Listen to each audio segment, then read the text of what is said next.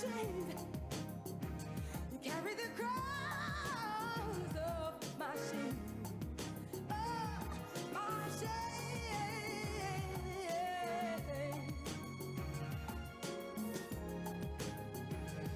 Oh, yeah, yeah. But I still haven't found what I'm looking for.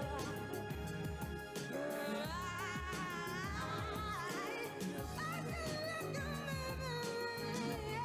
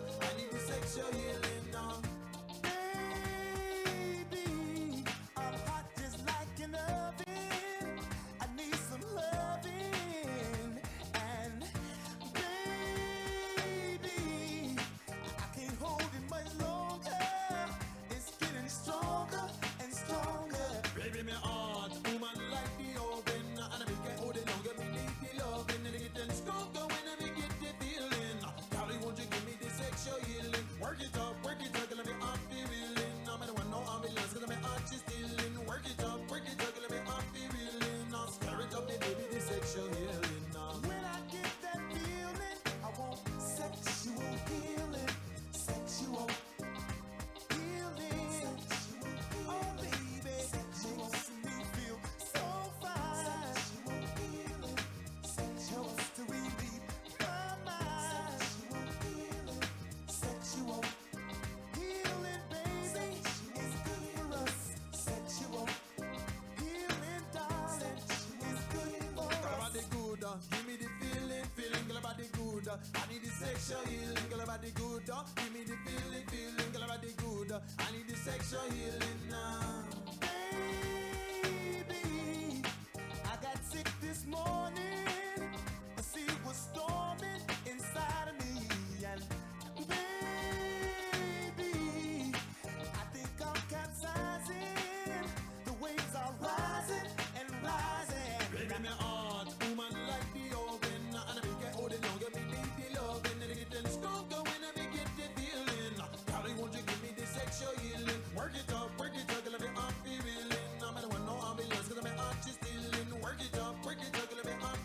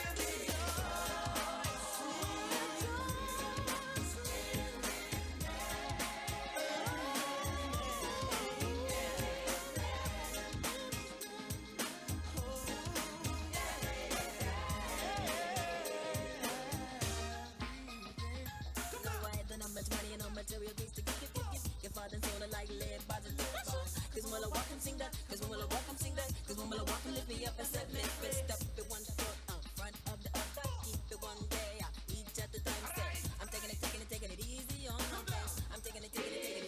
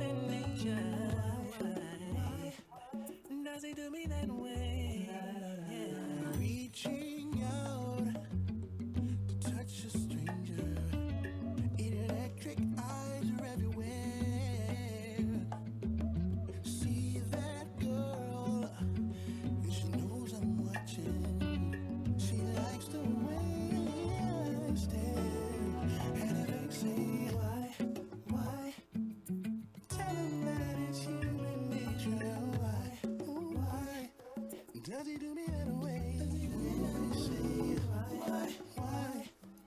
Just tell him that it's human nature. Why, oh why? Does he do me that way? I like living this way, and I like loving this way.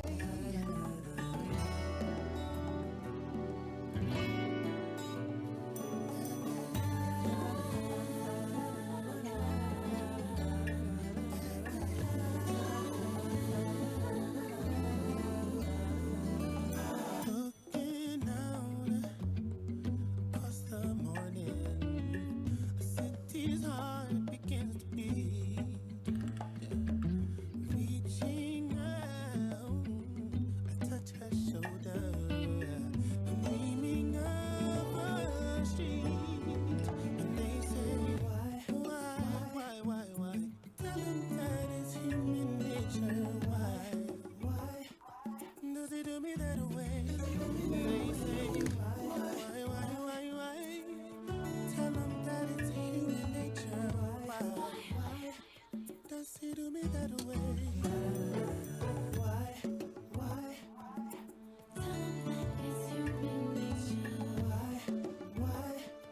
Does he do me that way? If they say why?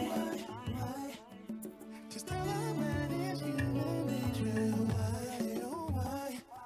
Does he do me that way? Why? Tell him that it's human nature. Why? Does he do me that way? Why? Just tell him that it's human nature. Why? Yeah.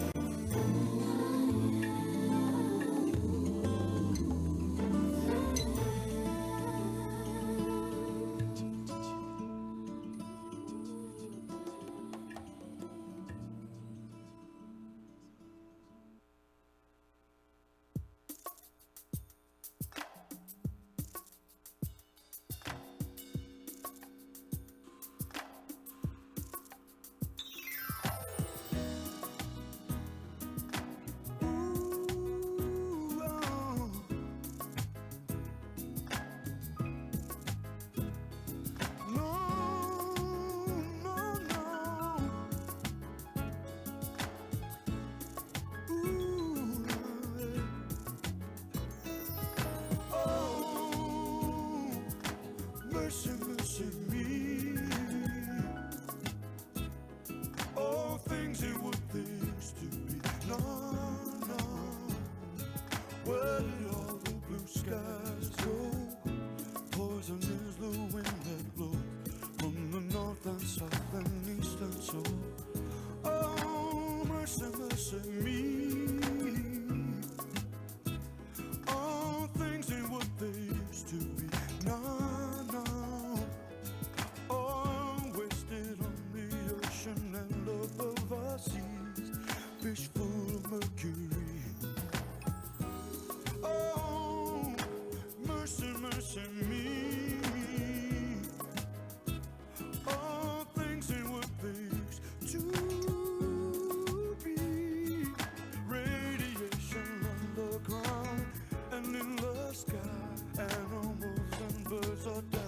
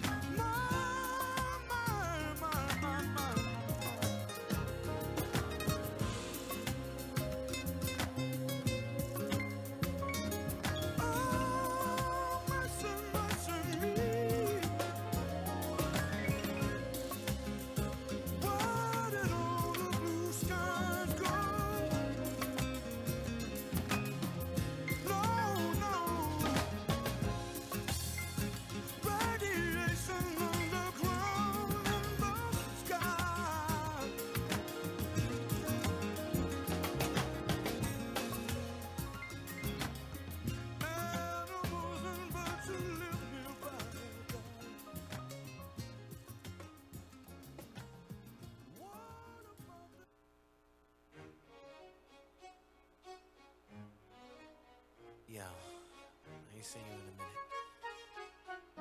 but I got something to tell you. Listen. See, the thing about you that caught my eye is the same thing that makes me change my mind. Kinda hard to explain, but girl, I'll try. You need to sit down, this may take a while. See, this girl, she sorta looks just like you. She even smiles just the way you do. So innocent she seemed, but I was fooled. I'm reminded when I look at you, but you remind me of a girl that I once knew. See your face whenever I look at you. Won't believe it, baby. She put me through. Oh, no. This is why I just can't get with you. Thought that she was the one for me, till I found out she was on her creep. Ooh, she was sexing everyone but me. This is why we could never be. You remind me of a girl that I once knew. See your face whenever I look at you. Won't believe all of the things she put me through. This is why I just can't get by. I know it's so unfair to you. It's so unfair. I relate her ignorance to you.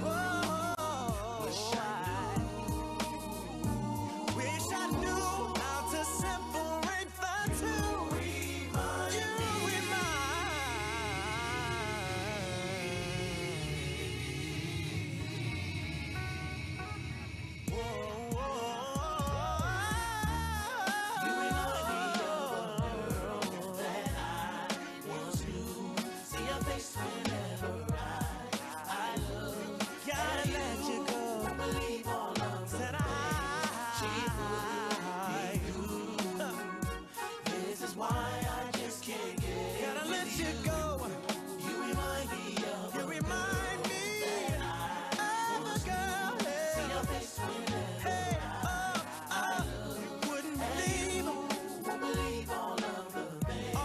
she put me through. This is why I just can't get with you. No. You remind me of a girl that I once knew. Oh, no. See your face whenever I look at you. Oh, no.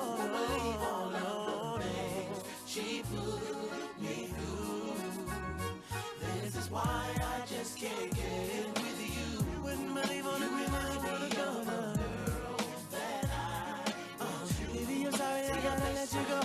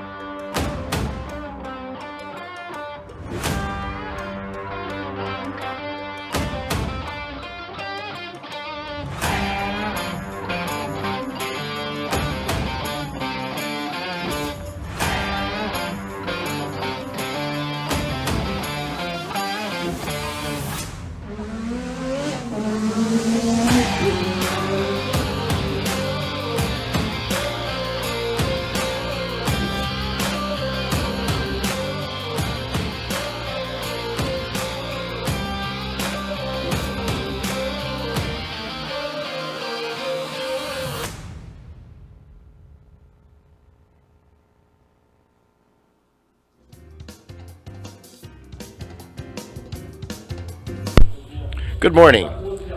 Good morning to all. It is a pleasure to be here in our first Raízen day after opening our capital. Last year, we had a virtual IPO process, and now having the opportunity of meeting with you in person is very good. I would also like to welcome those who are not here but are connected following by the live transmission of the event. I can see a lot of familiar faces, but for those who don't know me, I am Felipe Casali, head of investor relations at Raízen. Before moving on, some safety announcements that we always do in our offices, and we will also do this here to have everyone at ease. We don't have any scheduled emergency drills.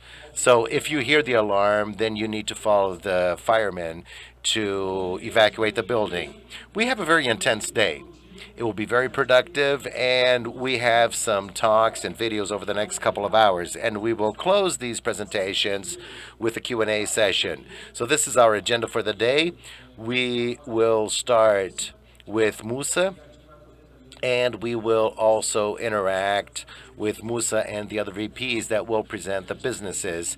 And we also have the business team that is contributing on a daily basis to redefine the future of energy. So without further ado, I'm going to invite Ricardo Musa to make the initial considerations, and the presentations are available in our site, and there's also a QR code that will allow you to follow. Thank you very much. You can hear me, right? Good morning, and it's great to be back. I always was at the Cosan Days. This is the first Raízen Day that we are doing in person with you. Very nice. A lot of people that I only know through Zoom. At the IPO, we had a lot of people participating virtually, but it's very nice to see you in person. Different from other times, I will talk very little today. My team will talk more. And most of the presentation, you will interact with a good portion of the Raízen team. The VPs are here, and those not talking are also here. Paulo Benavides is here from Human Resources, Philip from Safety. And if you would like to interact during the break, they will be here to talk to you. But make the best of today to ask as many questions as you like. Sometimes I'm not able to answer all of them, but they will. I always start with a slide that has to do. This is my first slide at the IPO, and I'll start with it again. These are the three main pillars of Raízen. We are already a global champion regarding renewables. The size of Raízen in this market is huge. We already have an impressive track record for delivery in terms of financial, operational, constructability aspects. And the most important part of the presentation is the growth that we have down the road. So it's the same motto that I was mentioning last year during the IPO. It's the same slide. It hasn't changed a bit. This is a bit of what I would like to set because this defines very well what Raízen is today. Last year, the records we broke, you can see here on the screen. When we talk about 21, we broke all records you can imagine: market share, EBITDA, sugar production, ethanol prices, safety. It was the best safety year that we had. So this was really an incredible year. Number of clients, net profit, top line, bottom line. So this was really an impressive year. So the greatest record of M&As that we had at Raízen with Biosev, the Grupo Gera, Paraguay. So this was an incredible year. And if I talked about the records that we broke, we had more than 46 or 47 in all business lines. Talent attraction, our trainee program, we used to have 20,000 enrolled. This time we had 42,000. So a record in attracting new talents. So from field to consumer, we had a year that was heavy laden in records and milestones. So it's a historic year, and there's much more ahead. So first, I would like to acknowledge our team and everyone listening to Raízen. This was a unique year, and will be in Raízen's history as the best year of Raízen until now. When we talk about all these records, we say that safety is our number one mantra. These slides show Raízen's journey that has not stopped. Last year, we had our best safety performance, and safety is linked to operations, financial performance, and this is the proof. So we had zero fatalities. All safety indicators in our group improved. Cardoso will talk about fuels, for example. We had two consecutive years without any incidents. This is really outstanding. And I would like to highlight two things here. This thing of being more, the Raízen Excellence Mark, this is a program that we started 2 years ago. It's a lean program, and it takes Honsha from Japan to create a Toyota production system within Raízen. It's the Raízen Excellence System. And we have had an incredible journey, mainly involving renewables and following productivity. And this program has been our north.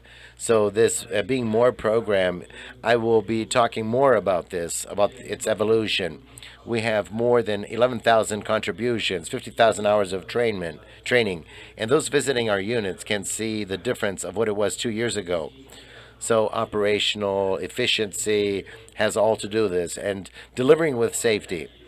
And here I talk about the team. When we talk about Raízen, this is our main strength, our team. I have 11 direct reports. Part of the team will be here presenting directly. And these are the people that most of you already know. There are some new faces. Carlos will introduce himself, our new CFO. We have Paula Kovaci, Francis, Saliba. I think many of you know him. He's the president of Cell Energy in Brazil. He came to our team almost 2 years ago, and he set up our power branch. Paulo Neves, Theo in Argentina, and Cardoso, a new face for you. All of them have a lot of experience. And if you take our team, most of them are since the creation of Raízen. And most of them, they have a lot of experience in the sectors they work. So this is the best team in the market. So this is a bit of the DNA of our company. So creating internal people and also bringing external players, as is the case with Carlos. But we have a lot of good people within the group. So this is a bit of the experience of each one of them. But this is an A team, and you will be interacting more with them along the day. So this is my talk. The idea now is to look at each one of the businesses. Unfortunately, Francis Queen, he will be participating remotely, but later I'll call upon him here. But there's always a topic that I was discussing now during the break, that since the IPO, when we look at the Raízen performance, there is an issue that the investment market questions us, which is second generation ethanol. Many people are skeptic that we'll be able to do this, that we will deliver, we will not deliver. So it's really impressive, the skepticism of the market with regard to Raízen in second generation ethanol. We've been doing this for a long time. We have 12-year-old projects within Raízen that are working. So how do I prove that this works? So I want to open a link directly from Piracicaba today with you, with Thais. We will have Thais. Thais Forniculo is our agro-industrial director at Piracicaba. Can you hear me well? Yes, good morning, Musa. Good morning to all. I was going to joke, let's do it live, holding a newspaper of the day with today's date to show that this is live. Just show us what you have behind you. Sometimes people, they don't believe us. I talk about second generation ethanol.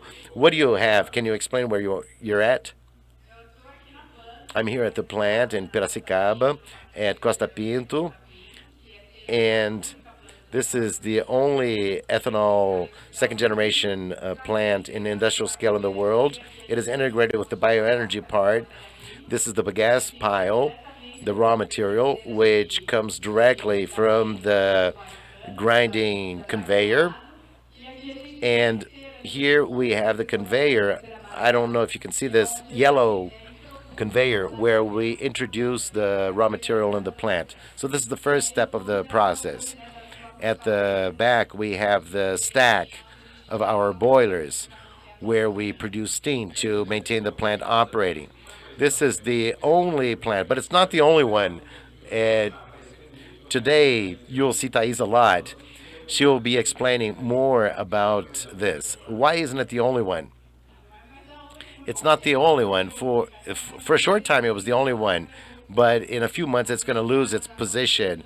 We are already building the second plant in Bonfim, and we have some novel products. I created a video to talk a bit about our expansion plant and reach 20 plants until 2030.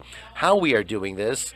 So brace yourselves. We have a very nice video with some great news. Later, we'll come back to the video. And during the pandemic, many people couldn't travel. But if you can visit the plant in Costa Pinto or know the plant in Bonfim, Araraquara, the plant exists, it is real. It's an industrial scale plant. We have contracts, our 3 plants under construction. 80% of them have already been sold, and a lot more is forthcoming. So we will dedicate some special time during the Raízen Day today because this will transform our company, okay? Francis, unfortunately, has COVID. He couldn't be here in person, so he will be online. He is benefiting from the online experience. So I will summon Francis to talk about renewables and sugar, the entire production aspect. So he will talk about our journey. So please, Francis, on the screen, and let's continue with the presentation. Thank you very much. I'll be back for the Q&A at the end of the day, and let's move on. Thank you.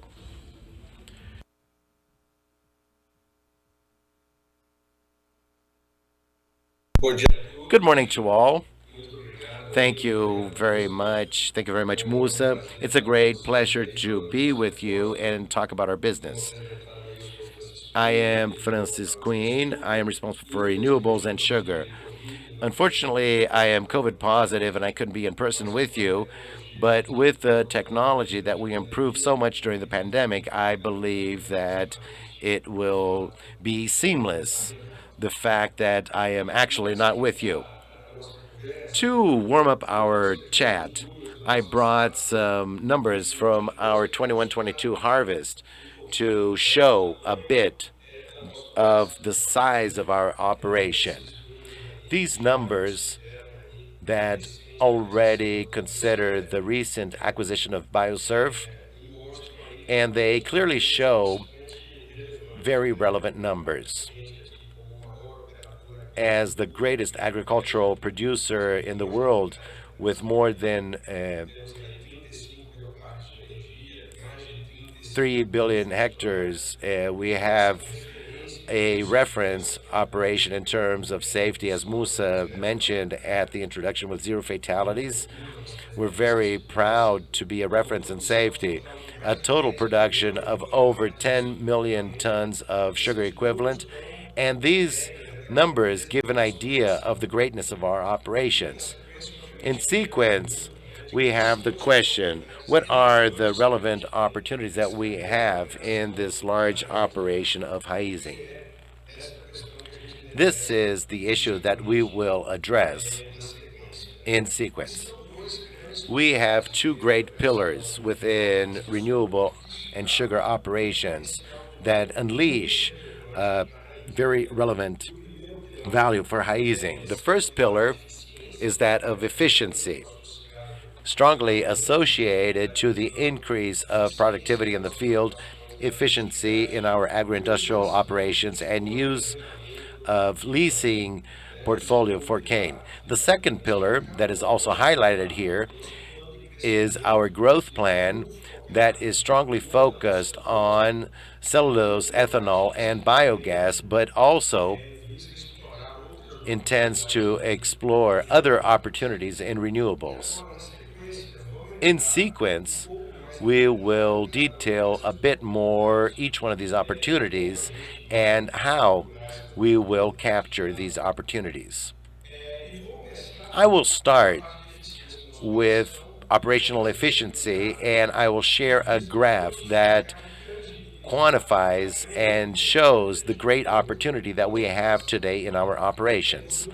The productivity numbers used as a reference are that of the 21-22 harvest. And here we can see the self cane of Raízen with low productivity, 72 uh, tons of cane per hectare. And here we have the reference of our cane suppliers that are neighboring ours of 81 tons of cane per hectare. And we, in this graph, also show the information of the Biosev productivity, which in 2021 had a productivity of 85 tons of cane per hectare. These numbers clearly show that we have a very relevant gap in our self cane production. This production gap, which is basically delivering the potential of TCH in the areas that we work. This is the most relevant aspect in terms of value for Raízen in this efficiency pillar. Because besides delivering 700 million of direct reduction in cane costs, this additional volume, will dilute the industrial costs and also will improve significantly the logistic efficiency. And when we add these components, we have an opportunity of around 1 billion reais in reducing costs in our operations. And this is just the cost reduction component, besides all the revenue and additional results of the cane volume and the greater volume of products that we will produce, which will create a very relevant impact when we look at the potential impact that this will have on the bottom line of our company. In the next slide, I will talk about the diagnosis. Why are we performing so below what we could or should, and what we are doing to revert this scenario? This graph, we see a comparison of our performance, the blue line, with the performance of our cane suppliers that operate in the same areas that we operate, neighboring farms oftentimes to ours. And this comparison specifically looks at the first cut productivity, which is the result of our plantation cycle, which is the first harvest of cane. Here we can clearly see that in the past, we were very much in line with our suppliers. But after the 1819 harvest, we detached from our partners and reached the worst year in 1920 with a difference of almost 14% in productivity difference in that first cut. And of course, this problem, which represents grossly around 15 tons per hectare on average in the first cut, this problem will impact the entire sugarcane plantation during its life cycle, 5, 6, 7 years. With this diagnosis, we focused very strongly in solving the plantation issue. In the graph, we can observe that this gap is starting to close in 2021. The difference is only 5%. And now in 21-22, we are performing in line with our cane suppliers. What did we do to address this problem? What were the most relevant actions to revert the scenario? The first point is a complete revision of our planting and treatment scheme and placing incentives for the team versus the production. So we focused very strongly in reducing costs of specific operations at the beginning. So we wanted to plant cheaply and treat cheaply our sugarcane plantation, and this was not necessarily bringing the best set of results in cane unit costs. So we place KPIs that are in line with the sugarcane plantation potential delivery with unit production costs. And in this scenario, this delivers the best combined value, which is the best cost of cane on the conveyor. This was the first operation or the first action to align these costs. Another very important action was to improve the technology to identify problems so that we could act quickly on operations, mainly using image processing, UAVs, and satellites. And also, we focus very strongly on field operations, where we put field control to control the operations. With this, we were able to revert this trend that was hindering significantly our overall results. And you can already see in 21-22 this scenario already well addressed. So on this slide, we made a comparison with our sugarcane suppliers who operate close to our sites. And at the next slide, I'm going to share a comparison between our performance and other players in the industry to provide you that understanding. On this middle graph, we have a comparison between Raízen performance in blue, again, with the curves from the Mid-South in São Paulo. This is CTC data, the Sugarcane Technology Center data, also related to the first cutting of sugarcane. Once again, we see clearly that we had been performing badly 2018, 2019, below industry average, and clearly in 21, 22, we are again on the top quartile of performance. On the table on the right, we see performance of key industry players. We don't have the names of the players, but it's showing the top players in the sugarcane industry. And we clearly see Raízen in a premium position. This is evidence that we have turned around this bad performance situation in our planting season. And this journey, we have gradually been replacing the low performance plantations, sugarcane plantations. And by 25, 26, after 5 crop seasons performing at the level of the plantation potential, we're going to have productivity aligned to our potential, which is around 83 tons of sugarcane per hectare, capturing this entire value opportunity that we have shared. So with that first part, we have covered the efficiency pillar mentioned at the beginning of the presentation. We're going to further explore the second pillar, our major opportunity in the business, which is the growth pillar in renewables. And we're going to begin by trying to provide you an overview of what we want to accomplish with our operation. We've brought this diagram to illustrate what our objectives are for the operation. So beginning on the left side, we begin talking about sugarcane. This is an extremely effective plant to transform solar energy into biomass. But when we analyze deep down all the energy that is being produced out in the field, we see there's a major amount of biomass, organic material that is not fully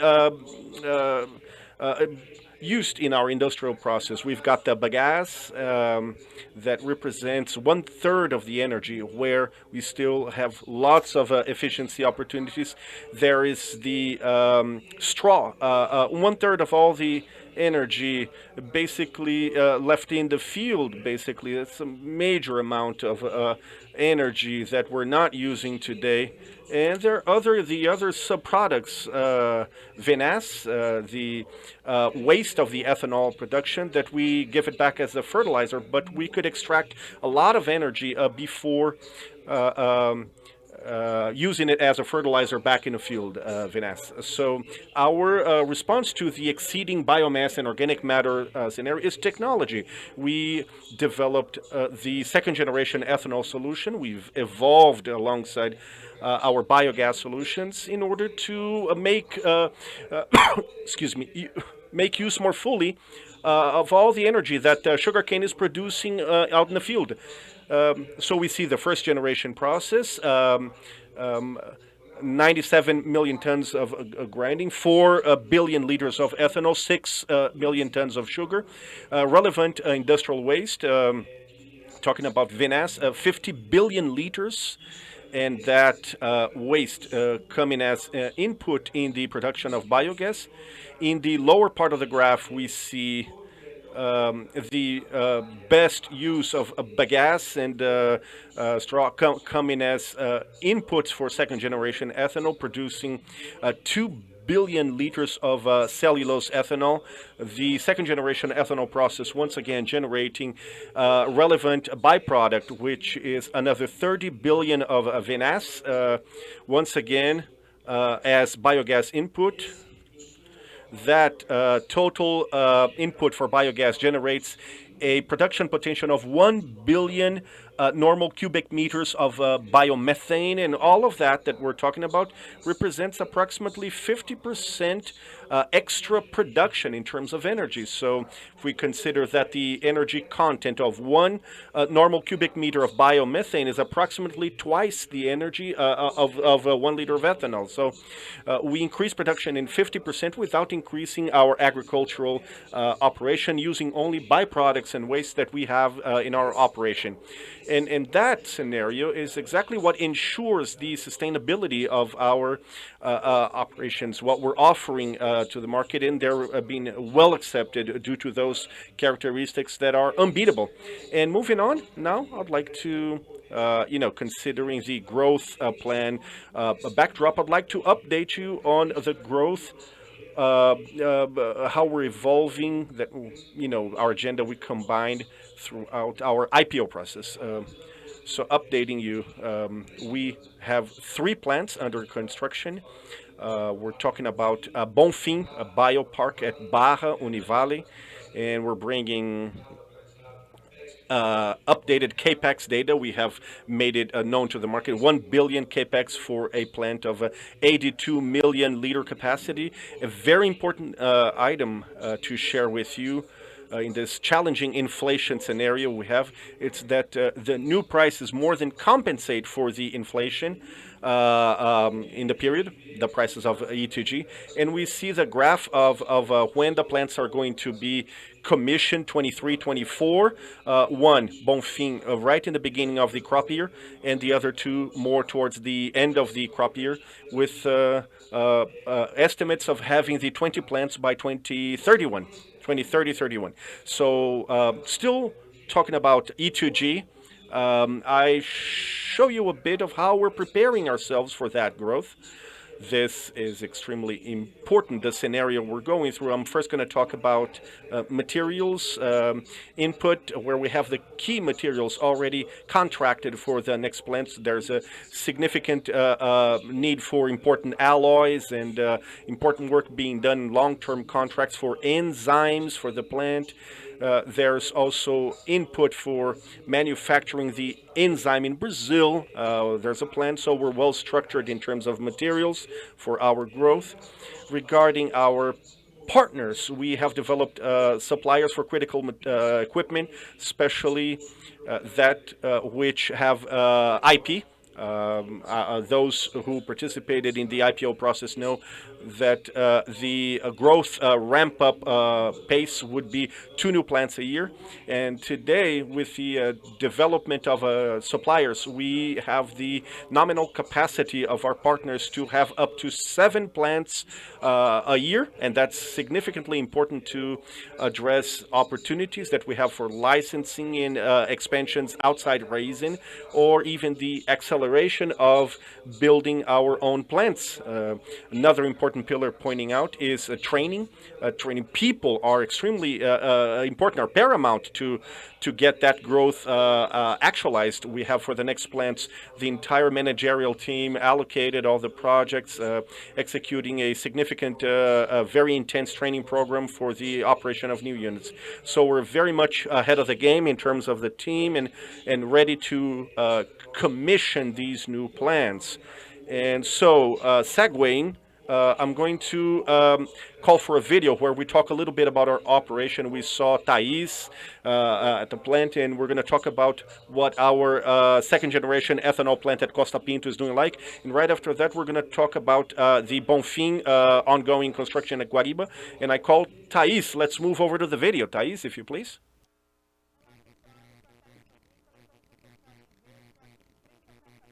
Um dos nossos parques de bioenergia, que tem a primeira e única planta de etanol de segunda geração em escala industrial do mundo.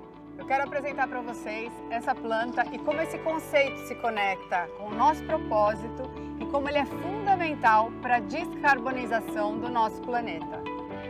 Vamos lá?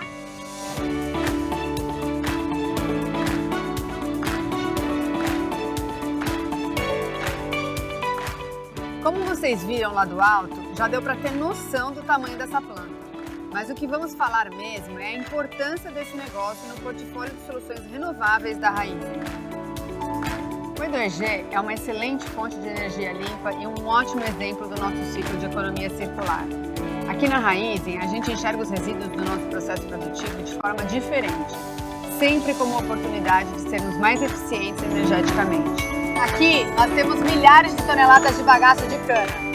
Antes resíduo, hoje é matéria-prima para a produção do etanol de segunda geração. Com essa reutilização, a gente consegue aumentar em 50% a nossa produção de etanol, sem a necessidade de plantar nem 1 hectare a mais de cana. Esse processo é altamente tecnológico e a gente pode dividir basicamente em 4 etapas: o pré-tratamento, a hidrólise, a fermentação e a destilação. Monitoramos todo o processo em tempo real aqui do COI, para garantir a estabilidade e a eficiência da nossa planta e a segurança do nosso time, que é o nosso maior valor. Pelo fato da Raízen ter sido pioneira na produção do E2G em escala industrial, com tecnologia 100% desenvolvida por nós, é que conseguimos atingir esse nível de maturidade nessa linha de negócio. Essa planta é totalmente integrada ao parque de bioenergia da COP. Essa sinergia resulta em benefícios logísticos, operacionais, utilidades como vapor e água e também diminuindo a pegada de carbono em até 30% se comparado ao etanol convencional. Nossa capacidade de produção é de 30 milhões de litros de etanol de segunda geração por ano, mas a gente não vai parar por aí.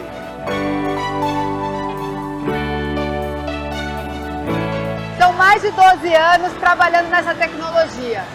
O nosso E2G é seguro, rentável e replicável. Até 2030, nossa meta é ter 20 plantas de etanol de segunda geração nos nossos parques de bioenergia. E nós já começamos. Vamos lá que eu vou mostrar para vocês onde está sendo construída a segunda planta de etanol de segunda geração. Vamos lá?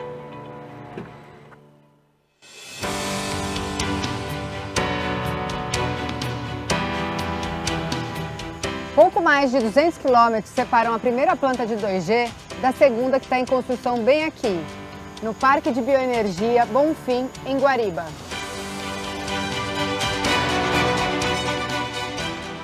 Moça, depois de 12 anos a gente está aqui realizando um sonho de construir a segunda planta de etanol de segunda geração. O que significa isso para a Raízen? É engraçado, você fala, é o futuro nosso, né? A gente fala... Tanto tempo a gente falou que isso aqui ia dar certo, e aí você vê a Costa Pinto funcionando a todo vapor. Então, para mim, é o futuro nosso. A companhia, o que a gente falou para o mercado que a gente ia fazer, está aqui. Isso aqui é realidade, isso aqui não é mais sonho, tá virando realidade. E vamos estar daqui a pouco inaugurando, né? É isso aí, produzindo. Produzindo.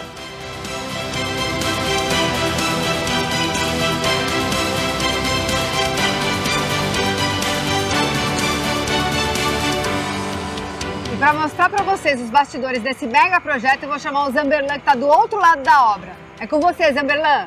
Perfeito, Thaís. E é por isso que eu trouxe vocês aqui no fervo da obra para a gente ver hoje, 19 de maio, falar um pouco para vocês do processo construtivo dessas plantas. A gente vê toda a prospecção de terreno, local, layout, buscando ali as melhores sinergias com os bioparques existentes da Raízen. E aí a gente tem investido muito no modelo digital, inclusive usando novas tecnologias de virtualização como a realidade virtual e o Digital Twin para replicar isso, essa mesma tecnologia para todas as nossas plantas.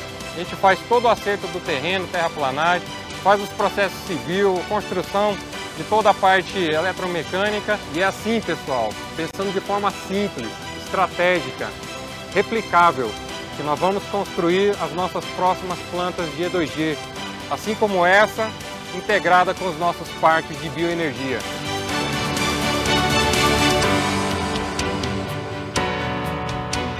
Vamos começar ainda esse ano a construção de mais 2 novas plantas de E2G. As plantas estarão localizadas dentro dos parques de bioenergia da Univalen e da Barra. Para a gente falar de uma estratégia única de suprimentos que nós desenhamos exclusivamente para a expansão do 2G, vou chamar o Mancini.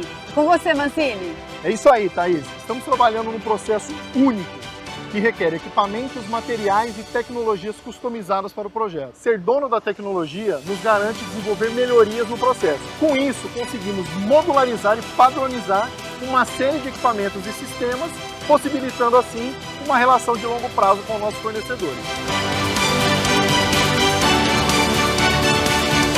Eu tenho 20 anos de engenharia e o projeto do 2G é, sem dúvida, o maior desafio da minha carreira. É um prazer enorme seguir todos os dias de forma eficiente, rentável e sustentável na jornada de redefinir o futuro da energia.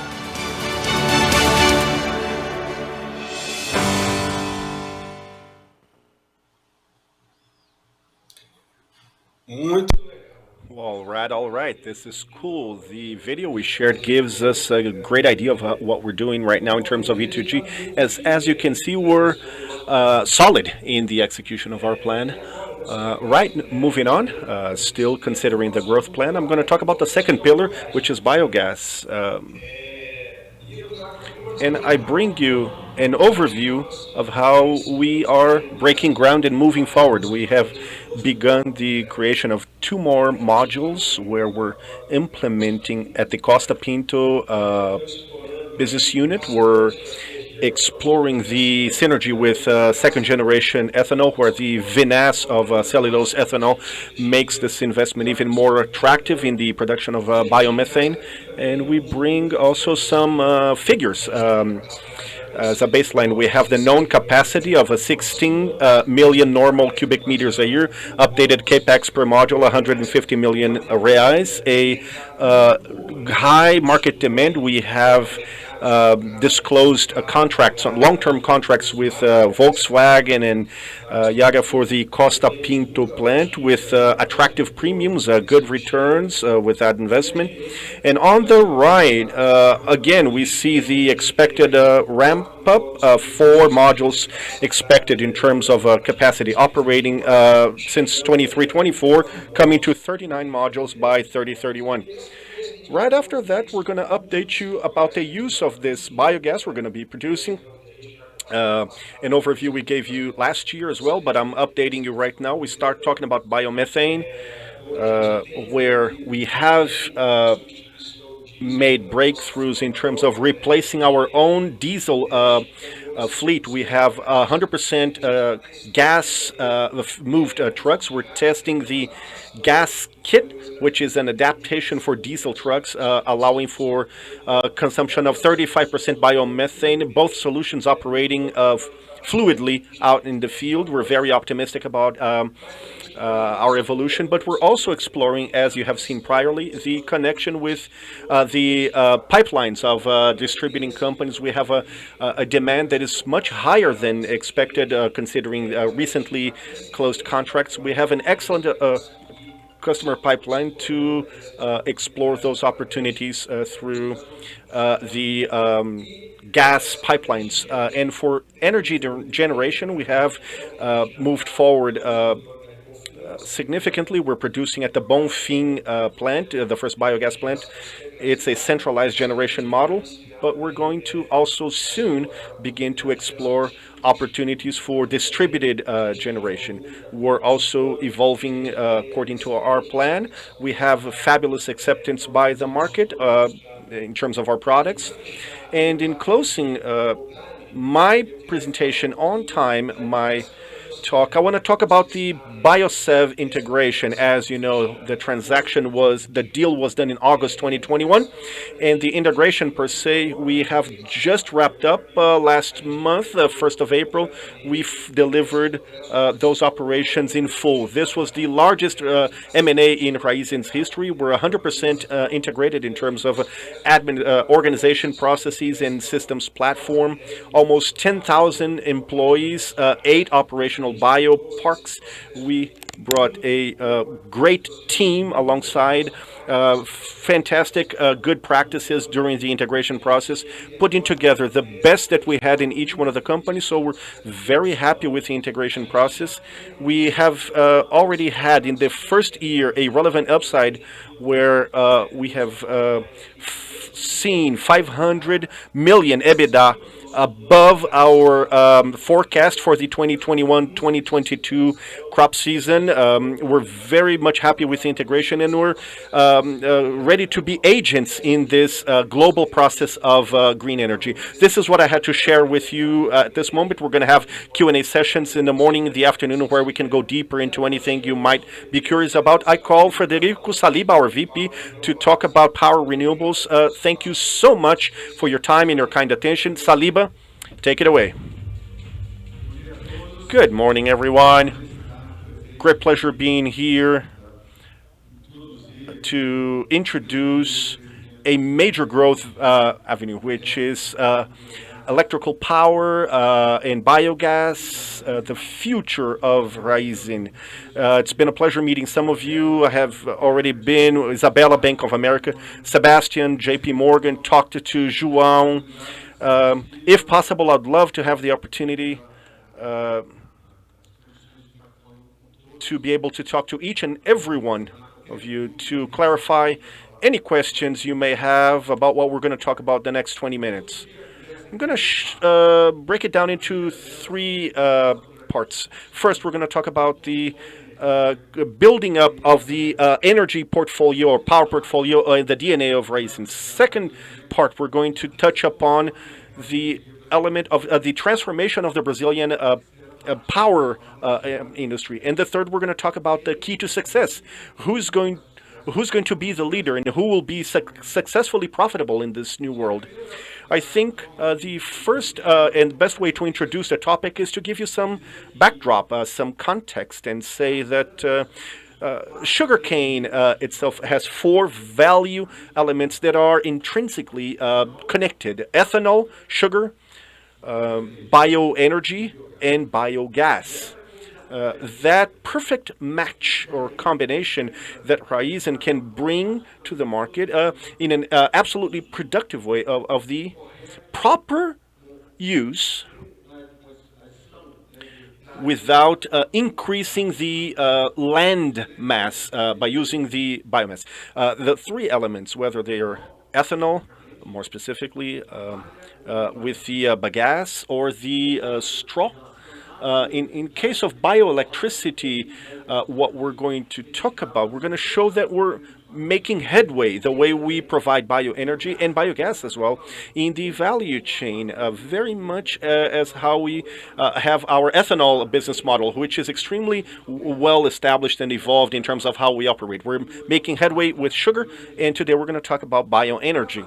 So to talk a bit about that, share with you the journey, the building of that portfolio within Raízen's DNA. The first, of course, kicks off with identifying competitive advantages that we already have when we talk about bioenergy. First of them, how our bioenergy is positioned in the Brazilian market in terms of generation. It's in the right place, and most important, with feedstock control and electrical power. You know how important it is knowing that you have the fuel, 100% renewable in this case, in order to dispatch electrical power. That ensures control of how to dispatch, when to send it. You're talking to clients in the market. Second, the possibility to expand. We have only 19 bioenergy business units in our biopark, and our capacity is to double that size. So the journey is not done right here in terms of growth of the renewable generating park for biomass. Second point, that is the crown jewel.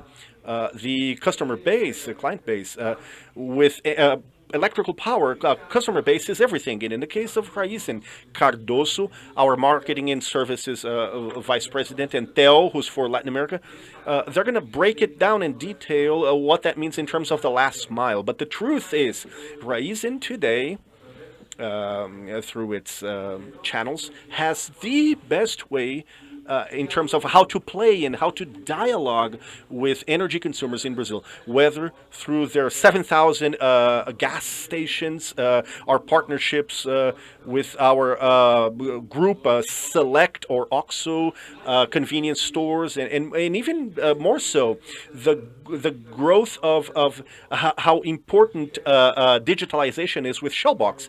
This is digitization. It's in a revolution of analytics that Raízen is one of the companies that invests the most in terms of digitizing this marketplace, which is Shellbox, something that we're extremely proud of. So when you take power, electricity, renewable generation on one hand, crown jewel, customer base, and the channels, and you bring it together with people. In the case of power, those who know about electrical power, technically speaking, and with a high level of integrity and compliance content. That is the assurance that we will operate properly, as our CEO Musa says. There is no right way to do the wrong thing the wrong way. So that's how we operate every single day, under that concept of high integrity and compliance. So those people who are there working and developing that today in an extremely interesting journey. It begins with bioenergy through the auctions since the beginning of Raízen, expanding that capacity of making renewable power available in the input through a partnership that has become an integration with WX Energy. Those who are from the power industry, they know that WX Energy, the most technically capable company in price analysis, climate control, risk management. It's 100% Raízen. We broadened the journey. Our success is not through auctions or free market. We can expand the renewable energy generating park. We went into solar. Our first plant was up in 2019. We broadened the concept. France has actually talked about it, placing biogas at the disposal of the electric industry. So it's 100% renewable coming from biogas. So we have seen the success, and so we chose to add an element of energy efficiency and service. We acquired the Gera Group. And finally, Tupinambá. What is that? It's a Raízen drive, placing Raízen as the company in Brazil with the largest and most all-encompassing energy portfolio of power. So the most encompassing power energy portfolio. We give some examples in terms of numbers of customers. We have 7,500 energy consumers today, the fifth largest trader or seller. Look at the size that we have reached along this journey. We've given some examples of customers, but the truth is, if we are to have all the clients in this environment, we won't have enough people to count. So I've chosen a few important partners to talk about, but the truth is we have 7,500 clients today. So today we are ready indeed for a change in the Brazilian market, which has got three lead fronts. The first is recognizing materiality. Those who do it right in the Brazilian power industry, they will be able to bring a lot of money to their stakeholders and shareholders first. But how to do it? Recognizing that the regulatory advances in Brazil, in the regulatory framework, require greater transferability or portability. So down regulation of the industry, deregulation. And when this happens anywhere in the world, the client or the customer defines the supplier. The consumer experience is, in some examples, we have 81% of people that are dissatisfied and want to change. So, what is the key to success? Is access of customers. An important word. It's not just having the client, but also having access to him or her. Customers, they want to be serviced at any location of the national territory, and this is our strategy of distributed generation, focusing on clients. If clients, they want electric power in the south, northeast, north, southeast, only one company in Brazil is capable of doing that, which is Raízen. Look at the numbers. Until the end of this year, we will have 100 distributed generated solar plants in Brazil. 19 states with the purpose of, by 2025, having national coverage. No company in Brazil has this portfolio.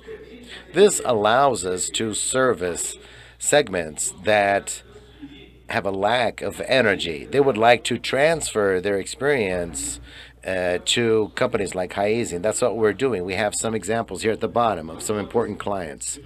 Once again, if we placed all the logos of all companies, we would not have enough walls to cover all of them. Here we are just showing 6 of them.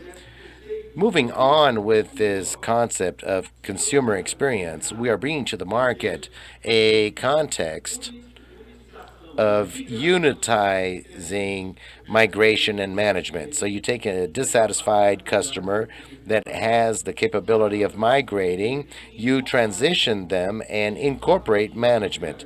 This allows you to ensure that they already start with a relationship having 15 to 30% discount in their costs, but they can choose which energy is bought within the context of forecastability, but also sustainability.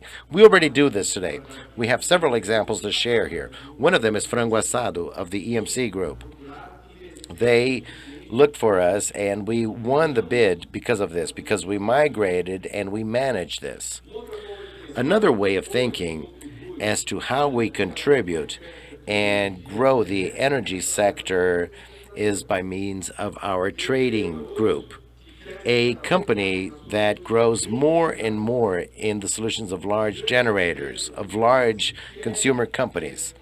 They want a counterpart, a solid company with a strong balance that is able to honor all their contracts. So it's the strength of Raízen, once again. Further down, if we have the capacity to migrate, we are throughout the Brazilian territory until 2025 and guarantees a solid background. We launched the integrated offer by means of services. The first one is based on our investment in Holu. So it's rooftop solar, so we can go from wholesale to retail. If you want to install solar panels in your home, you can do this with Raízen today. You can look for us at the stands outside. I can do a real-time quote for you. Can you understand the importance of digitization? Second point, load aggregation. We have the Cidade Jardim high-rise complex. It is connected to the Raízen system. They are saving 2 million reais a year. Imagine this for you, the advantage and interest in doing business with Raízen. More than this, energy efficiency. The example here is Smart Fit. The gym needs to manage air conditioning, provide comfort to its clients, but also be energy efficient.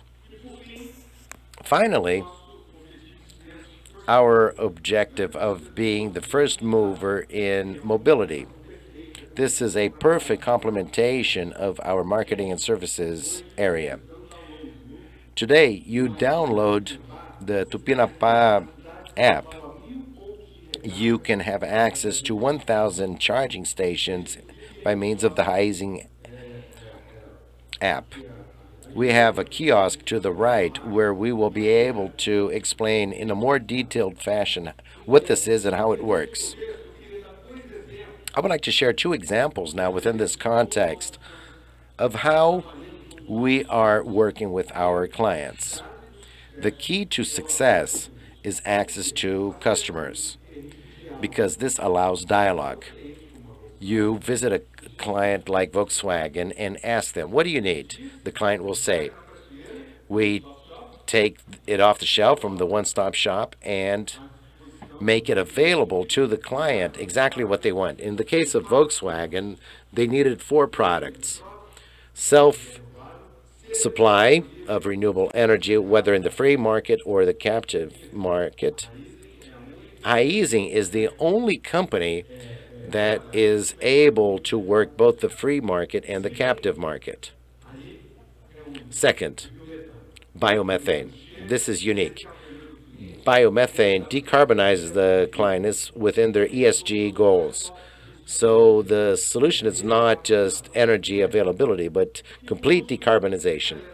And finally, e-mobility, a different way of us complementing in an integrated fashion the needs of a client. Another example, Guarulhos. What is the idea behind the GRU airport? For them, it's not just important to service with cost reduction what they want.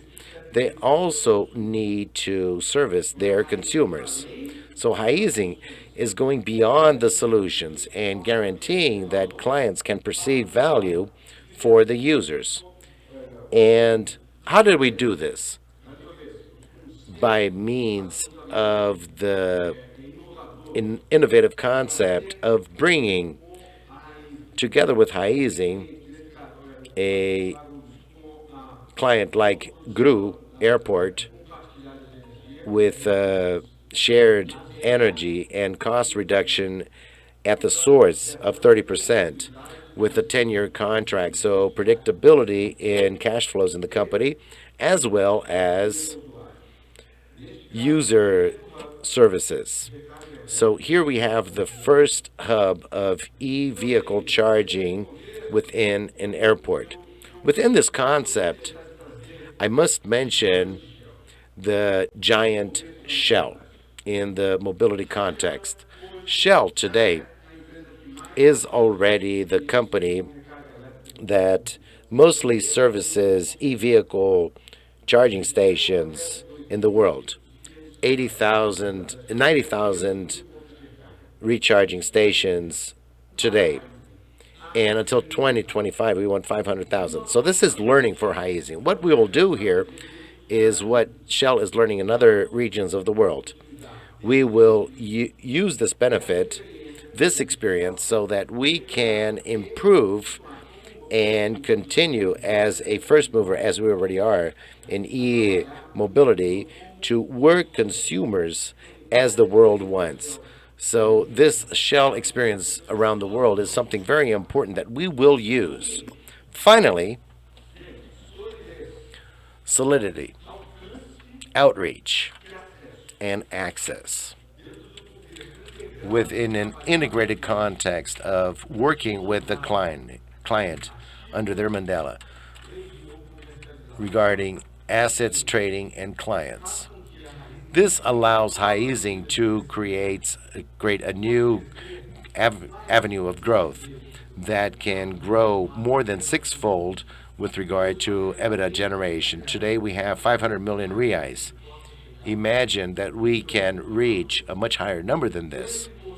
With this continuous portfolio we have and the client base, I don't see how we cannot do this. That's it then.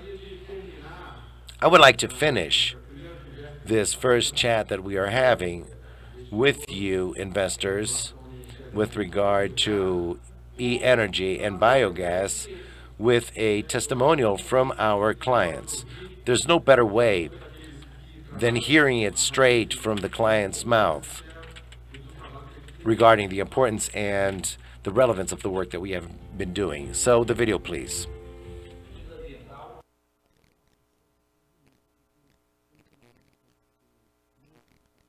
Em 2050. Chegar perto de zerar, né, ou descarbonizar o aeroporto. E aí nós procurando parceiros para, vamos dizer, chegar aos 100%. A gente não vai conseguir fazer isso sozinho.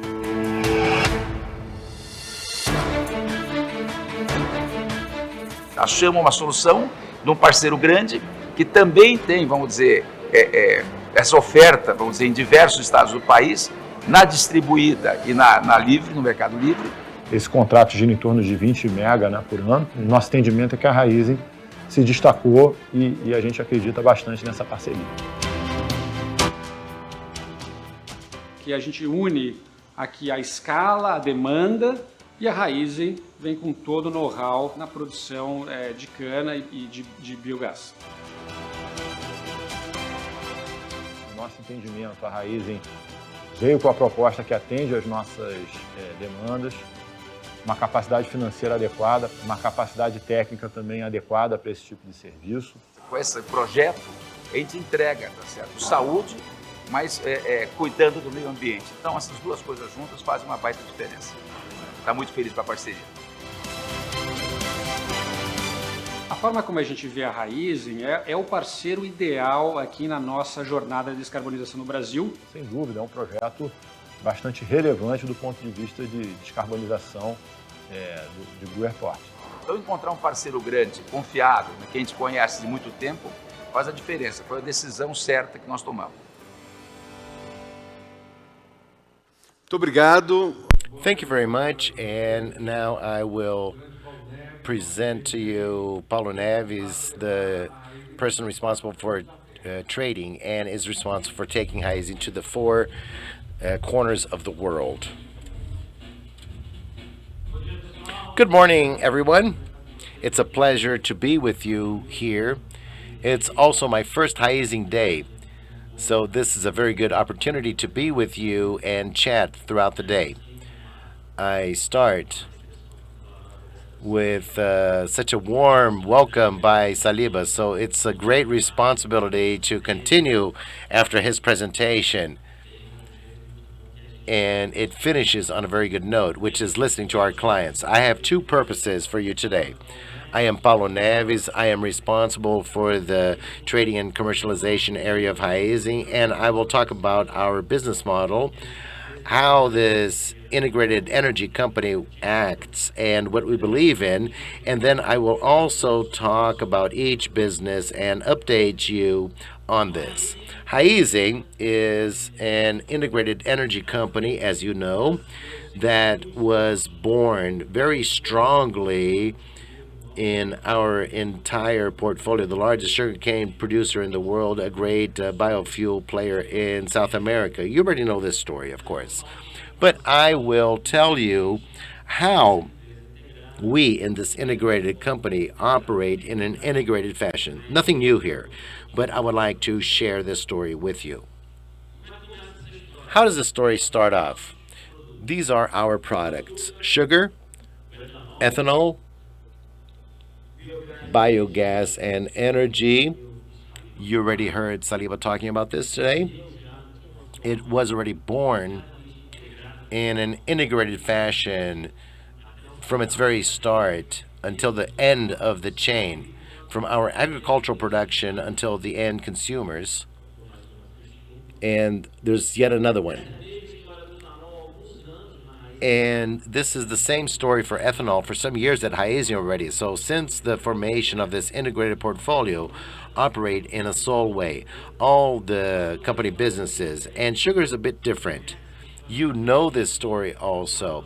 We acted in a very local fashion selling products at the origin, and we expanded our positioning after some years, also looking at the clients, as you saw in the end of the last presentation, and seeking to expand the value chain and our positioning within this chain and promote the added value that we have a natural capacity of promoting with the portfolio that we have. In a company this size, with this portfolio that is integrated, it's very natural to make this movement. And you will see us talking a lot about natural in everything that we do. With oil byproducts, we don't start at the beginning of the chain, but we also manage the business under the same perspective. And I will talk more about this later on today. But our strength does not stop here. Besides this integrated perspective and this unique capacity of servicing companies, because we are integrated, our businesses are strongly interconnected. I will give you some examples of how we face this. If we take, for example, ethanol with the oil byproducts, we are a very large company in two different segments. The entire relationship that we have with Petrobras as our main partner in Brazil, all the knowledge that we have of the refining and gasoline business in the world. This is a very important competitive differential that cannot be found in the market in other companies for you to act in a more complete way in your ethanol positioning, mainly in the fuel ethanol, which here in Brazil, as you well know, competes at the service station level with gasoline. So this knowledge makes all the difference. Imagine another example between ethanol and byproducts, where Brazil, Paraguay, and Argentina, which are the markets that we are present in, and they have a shortage of products. They need to import diesel for the most part, and the same refineries spread throughout the world that need to supply diesel to Brazil and want to supply diesel to Brazil and our region are the same companies that are very interested today in selling decarbonization and recognized our ethanol as a unique solution to meet their demands. So Raízen can, for example, be very effective by having a bilateral relationship with these players and being very efficient as no other player from a logistical standpoint, but also in a broad trade relationship. So this is how we look at our businesses the whole time. A second example to give you, which is also very evident, is between sugar and ethanol. These are two strongly correlated businesses, since the production mix of each of our bioparks that are managed in an integrated fashion and looking at both markets with sole intelligence, even the solutions that we can promote in a very unique fashion for any supplier of our system in Brazil and abroad. We can naturally be a partner for both products and also for all products and also supply diesel. So a sole offer to our Raízen partners. Every day we exercise this model. We expand the number of partners that act with Raízen, and this is a scale business and competitiveness, and our system is feeding itself from its partnerships and its capacity to expand that it has. This makes us become stronger and structured in each market that we act every day, and I will show this to you with some numbers soon. But we don't stop here, because we also do this, as Saliba mentioned, in a global scale. Why do we do this on a global scale? Because this is nice? No. These businesses are global. It's impossible to talk about sugar clients around the world without thinking globally. It's impossible to deliver solutions to these clients spread throughout the world without thinking globally. Our ethanol clients, for the most part, are in Asia.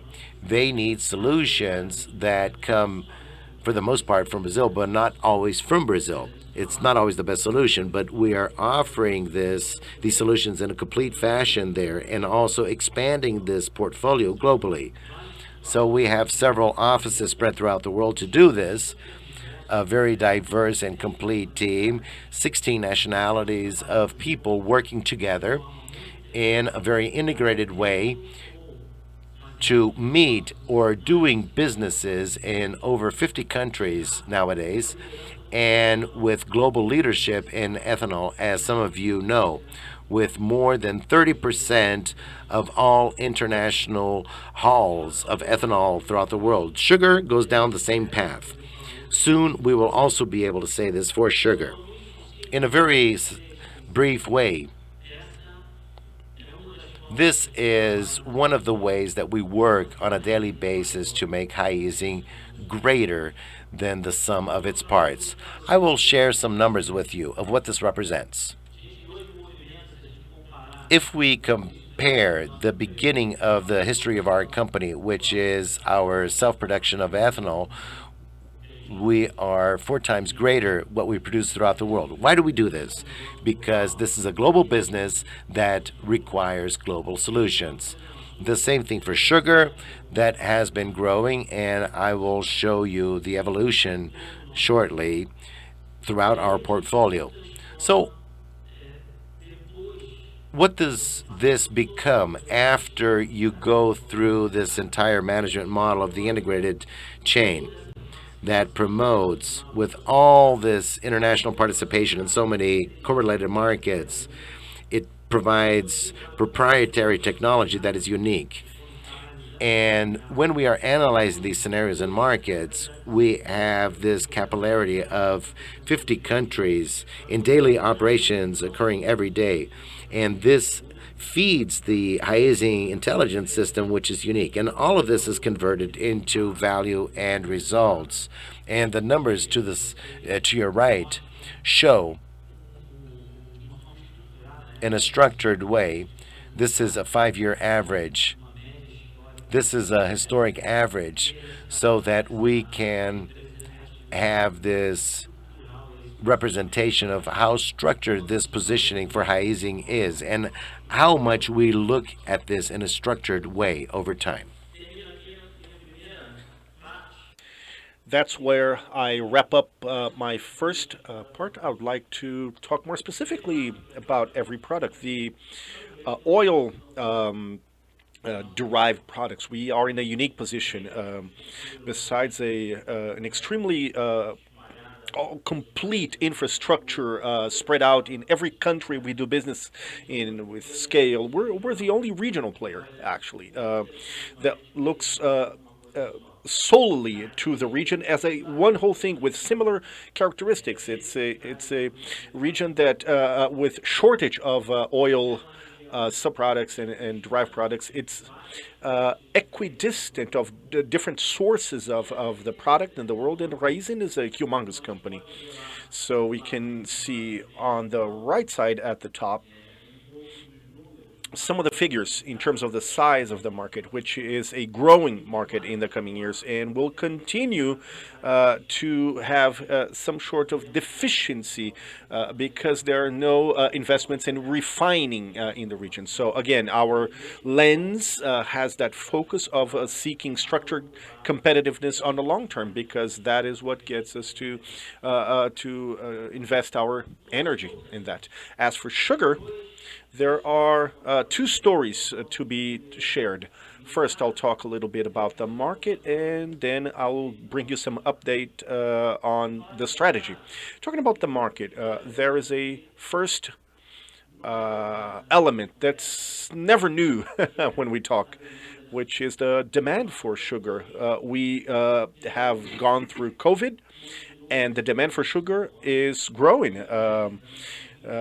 20 million tons of sugar in the next 10 years that we'll need in terms of growth. This has happened in the last 10 years, even with COVID, and in the next 10, that's going to be the same story. That's how we see that market.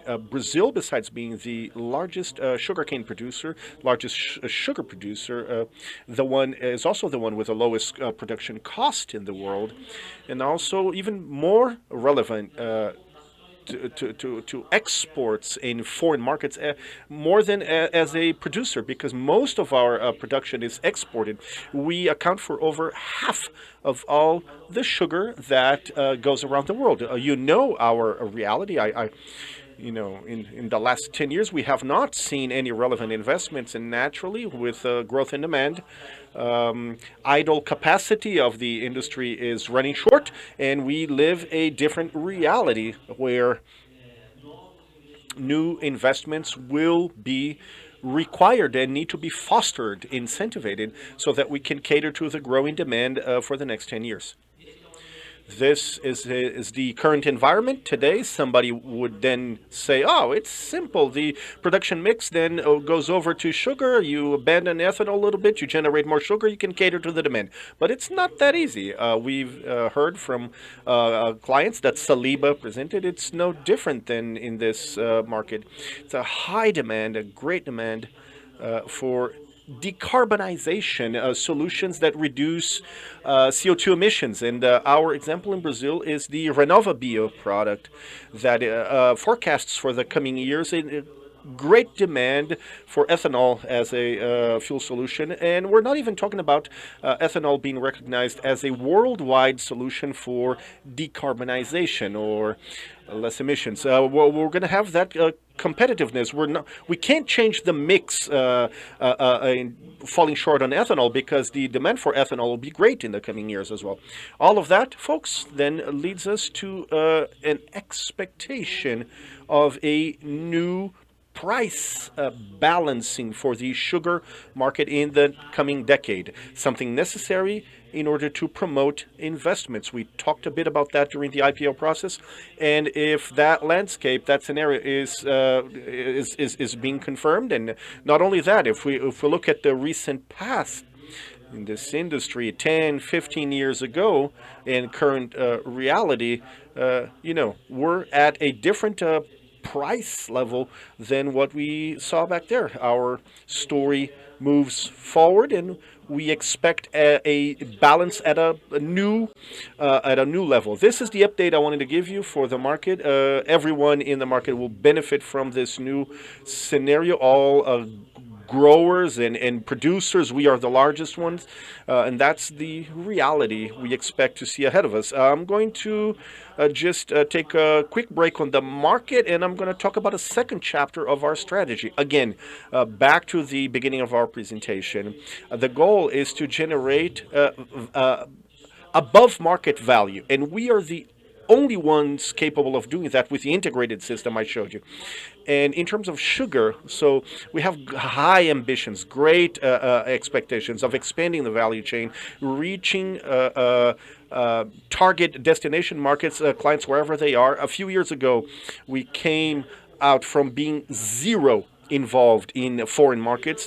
We aimed first to reach 30%, getting 30% of our portfolio getting to end clients, but it's such a natural movement of such a complete player as Raízen, with the production capacity, with solution building capacity that is so unique that we have reached 50% of our sugar movement reaching end clients in such a short amount of time. So I wanted to show that because it's a huge pleasure. It's a natural response of the market, recognizing Raízen as a player that can promote long-lasting solutions in diverse locations around the world. Our journey continues. We're going to move on to have more than 90% of our trading of sugar going straight to the destination. I'll give you an example of solutions that we have developed, but they're all multi-scale competitive solutions. For example, traceability. Traceability is unique. We can tell the end client and share with them the entire traceability of the sugar value chain. That's what I wanted to update you in terms of sugar. Now talking about ethanol, we are moving forward with the execution of focusing on higher added value products in our portfolio. So our portfolio historically reached 50% of its products catering to industrial markets, a higher added value, greater quality, higher quality, and a number of other services that are embedded. But even in the fuels segment, we have great focus in reaching markets that recognize the ethanol carbon footprint. So 75% of what the ethanol that we move does not go to the traditional fuel chain that we know. They're all added value, larger added value markets.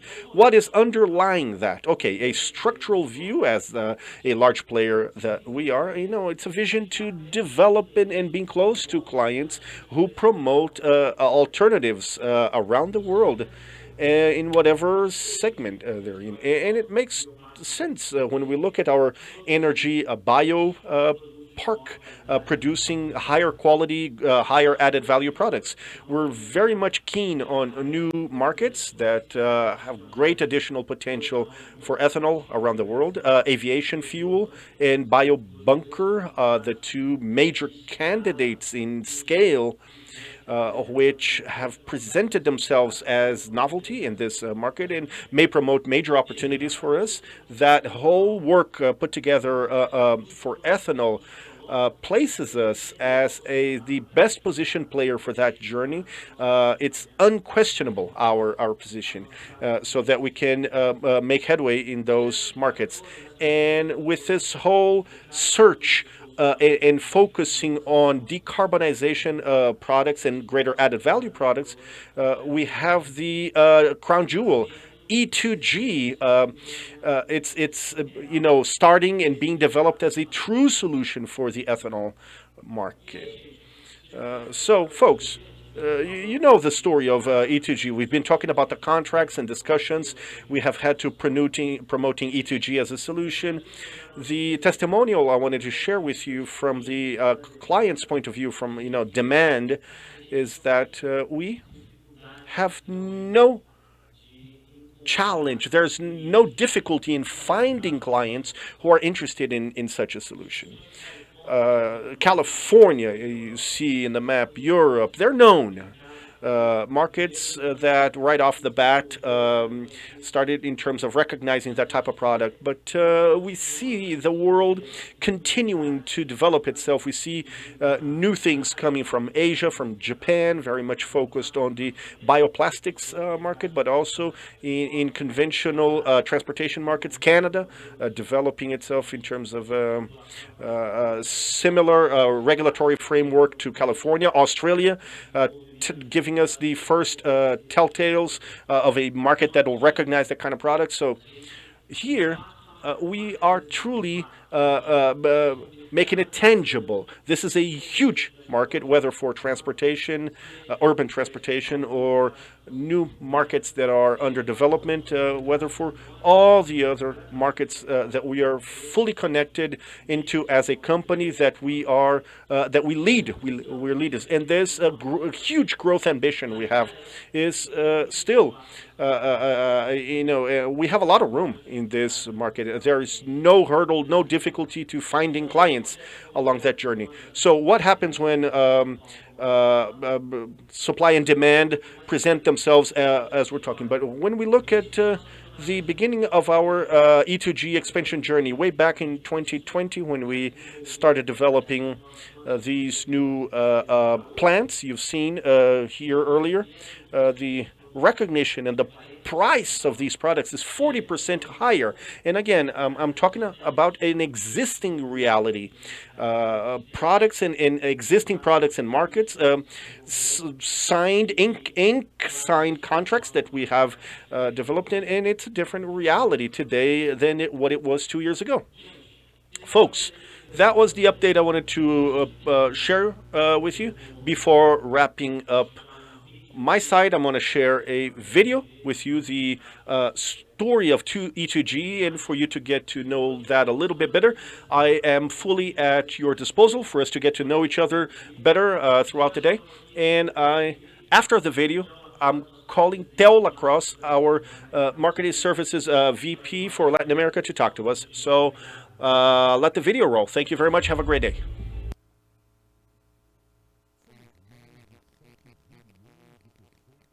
No mundo. Nos alimentamos, trabalhamos, nos locomovemos. E tudo isso tem uma coisa em comum: energia que não nos deixa parar. Por isso, trabalhamos todos os dias com a ambição de encontrar respostas para atender às necessidades globais por soluções renováveis. E ir além das nossas fronteiras, mostrando para o mundo que a energia do futuro é verde.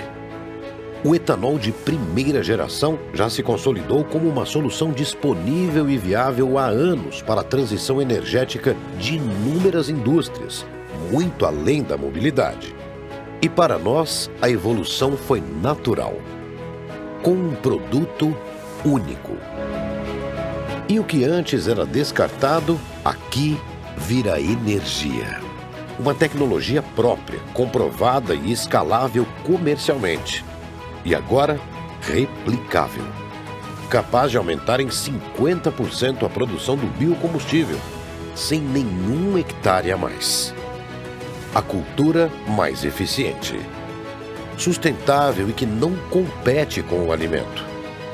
Que entrega para milhões de pessoas e empresas uma solução energética 100% limpa e renovável.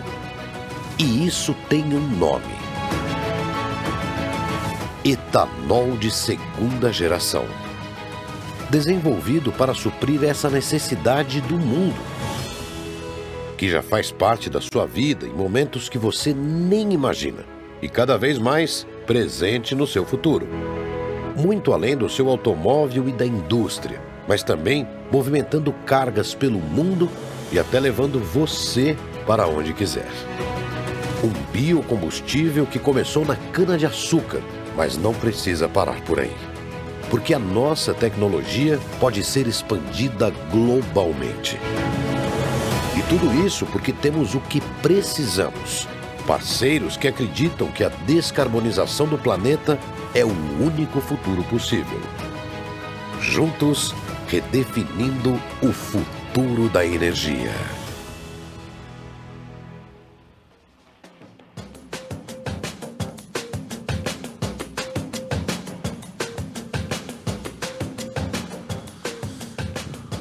Bom dia. So, good morning, everyone. I'm Theo Lacrosse, in charge of Raízen Latin America, with operations in Argentina and Paraguay. I'm going to try to speak in Portuguese. I'm Argentinian. If I make mistakes, please remember I'm Argentinian. So, we're going to talk about Argentina and Paraguay, and especially, as you can see over the map, we're going to talk about the drive, the power of our regional integration.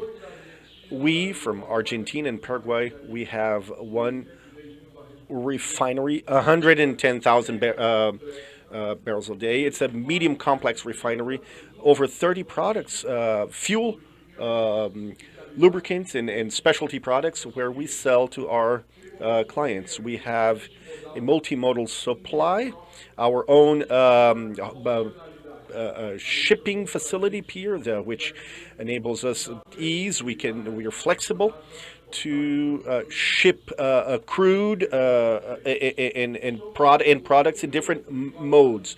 We're number one private in Argentina, number one in Paraguay, over 1,200 stations in the network of Argentina and Paraguay. We are the only player with a global brand. That makes a huge difference, and it blows our clients away. I'm going to talk about the achievements of 21-22, and the future growth plan. There are a number of achievements this year. Record of volume and market share in lubricants, in the retail, solid, consistent results despite a challenging macro scenario. Shell Box, launching of Shell Box, following the steps of Brazil. Over 70% of our network is covered by Shell Box, over 80% of the volume. We had solid performance at the refinery with record availability of almost 96% OSF. And the unplanned turnaround, very low, 1.48. Strategic investments. I'm going to go down to the detail when we discuss growth platforms. And we made an acquisition in Paraguay. November 2021, we acquired 50% of the leader in the Paraguay market. And today, we are, in our story in Argentina, we're safety benchmark. That is extremely important, that's the foundation where everything begins. Our results were extremely solid and consistent, as you can see. We have an excellent track record since we started with Raízen in terms of volume growth, market share for fuels and lubricants, also ROI and profitability. So EBITDA is growing every single year. We're leaders in differentiated products of V-Power, and we have added over 160 stations to our network, which is equivalent to over 30% growth of the network with which we started Raízen in 2018. So extremely solid and overcoming our competition, bypassing. We were the major winner in terms of market share in Argentina. We're leaders in differentiated products with a 30% mix. And we have an average volume in the network, which is much higher than the industry. Besides this, we expanded to Paraguay. This Paraguayan expansion has a clear rationale of basically not just buying 50% of the leader, but we took our Raízen model with it, which is our culture, which is entrepreneurial, agile, and precise and quick. Our technology and this integrating muscle that makes a huge difference that Paulinho presented. This makes all the difference in our operations and our Shell brand. This brand had left Paraguay 12, 15 years ago, and it came back now with a great deal of strength. So what did we do during the 5 months of integration? We accelerated the opening of stations. What we had to do in 2 years, we're going to complete this month. This generates a great volume growth, which is very good for us, and we brought our toolbox to integrate in an efficient way and also trading. So just to give an example, Paraguay represents 10% of the import of byproducts that we have in Raízen. So we integrated Paraguay in this great trading muscle. And this makes a huge difference in the margins that we are able to achieve in these imports. Paraguay works 100% with imported products. We implemented our culture, our operational excellence, and we started the journey of implementing our Raízen safety philosophy. So we implemented this safety standard also in Paraguay, generating good differentials in the market as to how we conduct our business. Now, looking into the future and towards growth, we have 3 pillars: strategic investments, efficiency and scale, and digital and convenience. The first, strategic investments, basically what we did was to generate incremental margin of $60 million per year based on reducing the carbon footprint, processing renewable inputs,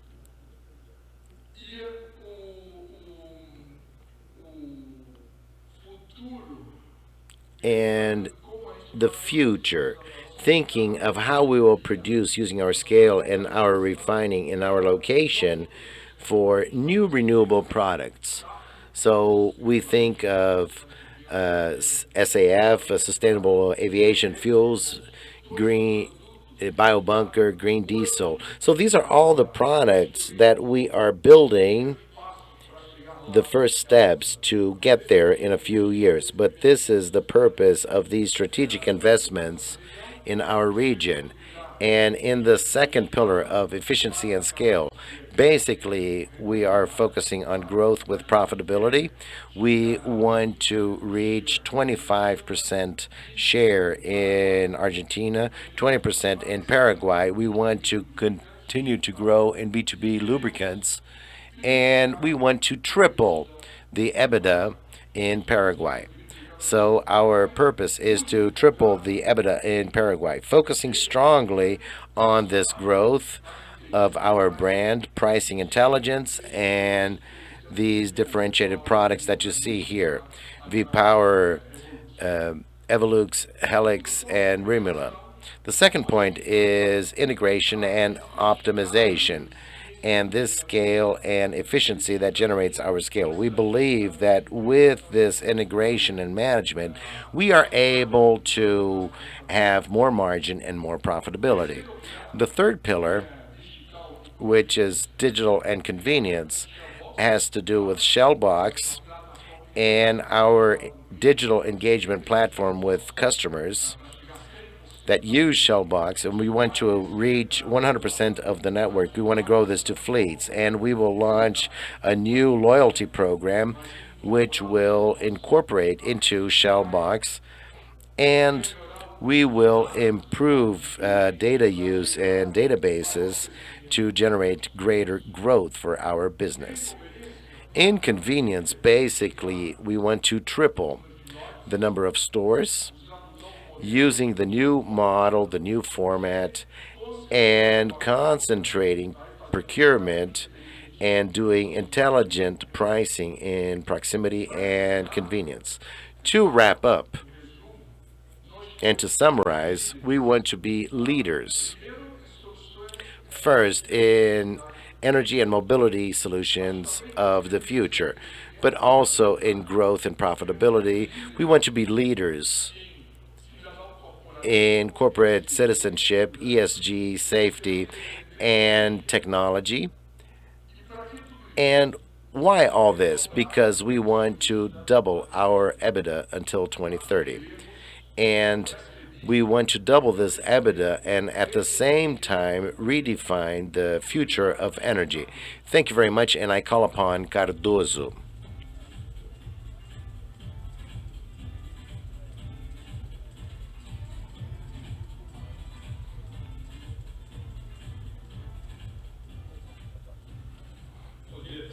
Good morning, everyone. I am Antônio Cardoso, Vice President of the Marketing Services at Raízen.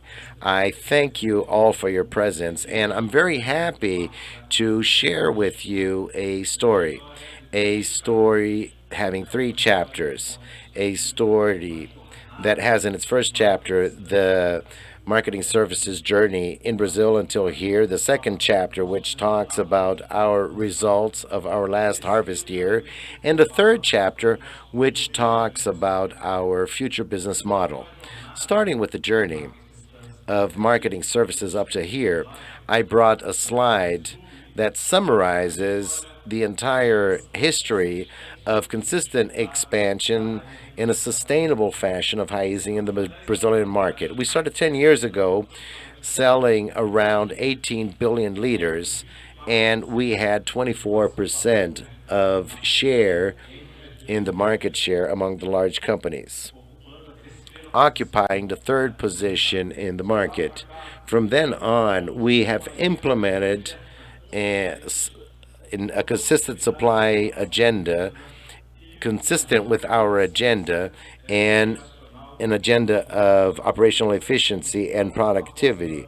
And year after year, we generated consistent and sustainable growth in volume and market share positioning. Why do I say that growth was sustainable? Because this growth came coupled with strong financial results. Marketing services in Brazil generates cash in a very strong fashion. Last harvest year, we reached the record of 2.9 billion EBITDA, and we reached the record mark of ROACE in the last harvest year. So this represents a summary of our journey until today. Here's another slide to remind you that over this 10-year period, we had several external factors that could have impacted a lot our business. Just for you to remember, in 2016, we had the change in the Petrobras price policy, the impeachment of the president, the trucker strike in 2018. In 2020, we had COVID, and in 22, we have the Russian-Ukrainian war. Despite all these external factors, we were able to prove that our model is a winning one that is resilient. And at no time did we falter from our objective of consistency, generating growth. And over this 10-year period, we were able to grow 10 percentage points in market share. This is a fantastic story. There are two areas that were extremely important over this Raízen journey in marketing services, and one of them is the logistics area. Today, we have around 4,000 trucks in our operation. We invest in technology. This entire fleet, 100% of the fleet is monitored and has cameras and fatigue monitoring for drivers. With this, we were able to, despite this increase in sold volume that I mentioned, we reduced by 5 hours the total cycle for logistics in our operation. With this, we were able to reduce the equivalent to 500 trucks from our fleet. This is cost reduction, operational efficiency, and productivity running in our veins. Another topic that we work every day over the last 10 years is our gate-to-gate time. So the moment that the truck enters our terminal, fills up, and leaves our terminal. This work today places Raízen with a competitive advantage that is much beyond its competitors. The average time of gate-to-gate for Raízen is 40 minutes, lower than the competitors. So an incredible competitive advantage. And the best of all this is that we achieved all this with a milestone that we are very proud of. We had 0 accidents in this operation.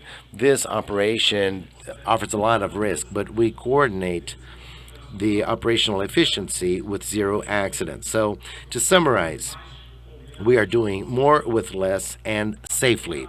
The second area that I would like to share with you, which was fundamental during this Raízen journey, was our infrastructure area. Our irreplicable assets that we have built over these last 10 years. Here I show some examples when we compare the average distance of our primary terminals and secondary ones. Raízen has the smallest distance in the market. When we compare the average distance of our secondary terminals to our gas stations, Raízen also has the lowest average distance. This translates into cost reduction, operational efficiency, and productivity, and it could not be different. With all of this, we were able to improve what was already very good. The last harvest year, which ended in March, was historical. Records over records. We broke the Ebitda record of the company, 2.9 billion reais. We were able to add 2 billion of new volume to our operations, 1 billion in B2B and 1 billion in retail. We had incredible growth of 30% of B2B contracted volumes, and we had a net add-on of 170 gas stations with the Shell brand in 21-22. But besides this, we also broke the market share record, the greatest unit margin in Raízen's history. We had the largest number of adherents of resellers to our brand. We got the greatest turnover in Raízen's history. We broke the record of opening select stores at our service stations, and we had the largest financial volume in the history of Shell Box. All of this with the lowest level of incidents. So this is a story to be very, very proud of. But now we need to talk about the future, which is the third chapter that I would like to share with us, which is our business model, which sustained all these results up to here and will continue to sustain the future of Raízen. Our business model today, which has competitive advantages in relation to our competitors, is based on 6 pillars: a high-performance team, strategic supply, which was explained by Paulo Neves here, pricing intelligence, differentiated brands and products, our proximity market, and all the innovation of Raízen by means of Shell Box. Due to time, I will just show 4 of these pillars in greater detail. Starting with the high-performance team, Raízen is a company made of people. This is undoubtedly the greatest strength that the company has. We understand that our concern starts with the training of our service station attendants so that we can offer operational excellence in our service stations. And then we have engaged and qualified resales. We have a diverse team with leadership having an average of 20 years experience in the fuel and energy market. This undoubtedly is a competitive advantage when compared to the market at large. And this will sustain our future growth undoubtedly. Now, speaking of differentiated products and brand, Raízen is the only distributor in Brazil that has a global brand. Shell is in Brazil since 1907 and is a reference in innovation, quality, and trust when we talk about fuels and energy. It is present in over 70 countries in the world. Raízen and I can benefit from the experience and best practices throughout the world. Today we have markets that are living what Brazil will face 2, 3, 5 years from now, or even 10 years from now. This for us is an advantage with regard to our competitors. As an example, I mention a fashionable topic, which is the EV market. Shell in Europe is already at the forefront of this market, and obviously we are discussing with them to understand their strategy, what they learned, what they didn't do so well, so that we are at the forefront in the Brazilian market. This certainly will be a competitive advantage that will help us a lot in Raízen's future. And speaking of brand, we also have the great support of Shell in terms of developing premium technology products, which allows us the greater penetration in the Brazilian premium market. So starting with the Shell Evolux diesel, this is a quality reference and performance reference. This product was the basis of the growth of B2B in Brazil. It was tested by Mercedes during 6 months in Brazilian roads. Mercedes used common diesel and Evolux and the diesel with additives and proved the efficiency of our diesel when compared to our competitors.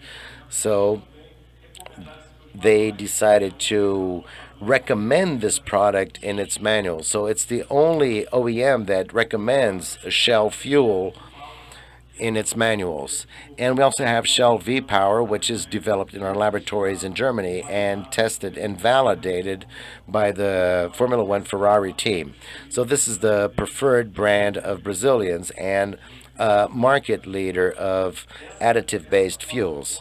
This platform allows us to make clients loyal and also in profitability. So this is very important for our business of Raízen here in Brazil. And speaking of quality products and technology references, this is the crown jewel that was lacking in our offering in Brazil.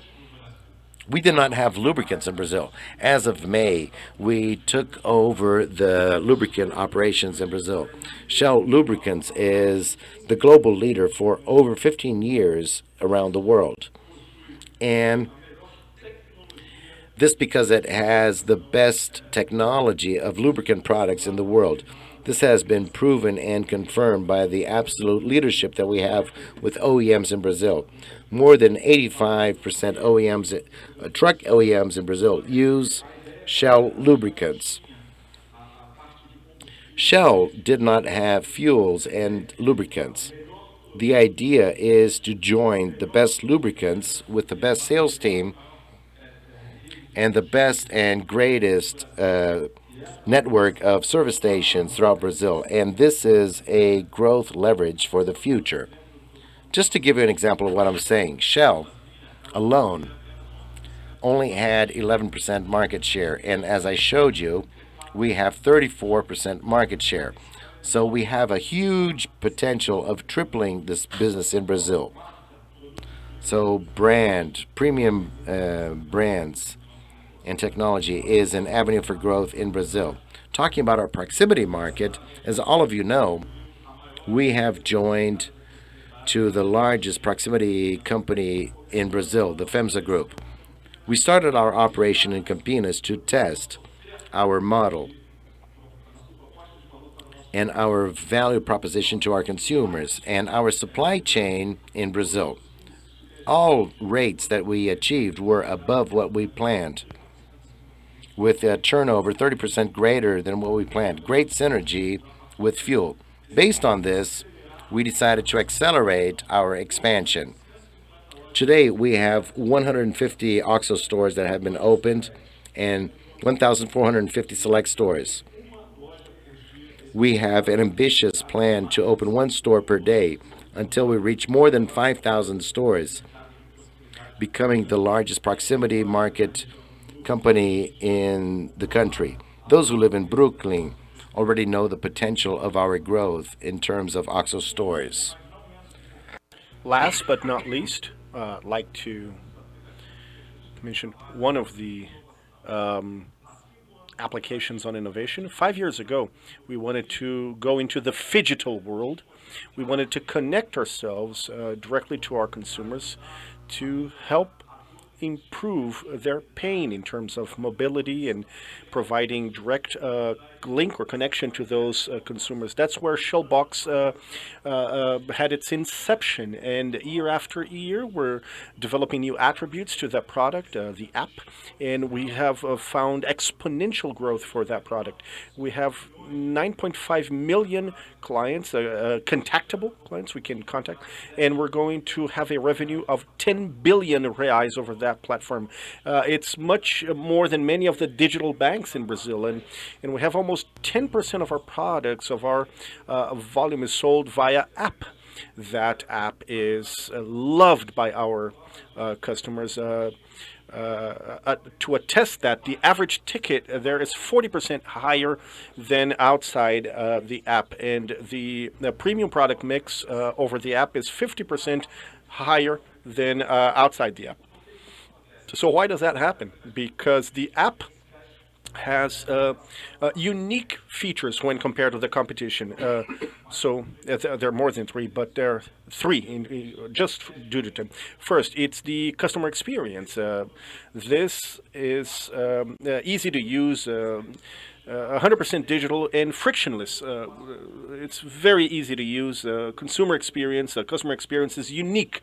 Second differential point compared to the competition, it's the only product in Brazil that can ensure connection to the pump, to the fuel pump. So why does that mean? Zero fraud. You can ensure that the product that you're fueling your vehicle with is what you're going to pay for. The quantity that goes into your car is the quantity that you will pay for.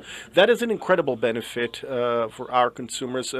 Way more for the large fleet managers, Ambev, Souza Cruz, who love that product. And they're buying into our offer, adhering. Third differential item, it's a flexible product. We can connect it to other major platforms. Shell Box today has connection and partnership with Mercado Pago, Banco Inter, PicPay, Porto Seguro, and other platforms. So for all those reasons and many more, we believe that soon we'll be the largest and best mobility marketplace and energy and last mile hub in Brazil. So we have a major amount of physical positions and digital clients. Bringing all that together, we believe we'll come to 30 million clients over Shell Box with a 25 billion real revenue reaching 500,000 transactions a day. And as I am sure of what we're talking about Shell Box, which is an easy-to-use product which engages consumers. The team put together a trial for those who are not Shellbox clients. You can download the app from the Apple Store or Google Store, and you can add the code NOVO20 and you'll get 20% on your first fueling so that you can taste the products. As we do respect our current customer base who are already our clients, who are Shellbox clients already, will get an even greater discount. I'm going to ask you to go to our Shellbox booth so that our team can show you the discount we have for you today. So, folks, long story short, what's the focus of Raízen for the future? Consistency is the word. Operational efficiency, premium products and renewable solutions, as it's been demonstrated by Saliba, always improving and highlighting our value proposition for our clients in order to build loyalty, and expansion of Shellbox proximity markets and lubricants. Last competitive advantage we talk about, and Musi mentioned during his talk, Raízen is the only fully integrated company from the crop to the pump.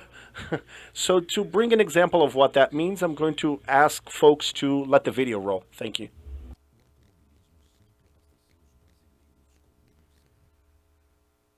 Do Brasil abastecer essa emoção com o que temos de melhor. É o etanol brasileiro, ainda mais sustentável. It's even more sustainable with bagasse ratio, even to the largest automotive racing category in the world. Ferrari moved by ethanol from Shell in 2022 as you've never seen it. So it's great, folks. After Ayrton Senna, after Nelson Piquet, Brazil is back on the worldwide Formula One circuit. From this season forward, Ferrari will have 10% of our second generation ethanol in its fuel. Those who are big fans of Formula One, you see what Ferrari is doing this year. You know and you understand the potential of our products. So folks, that's it. That is the power, that is the drive of Raízen products.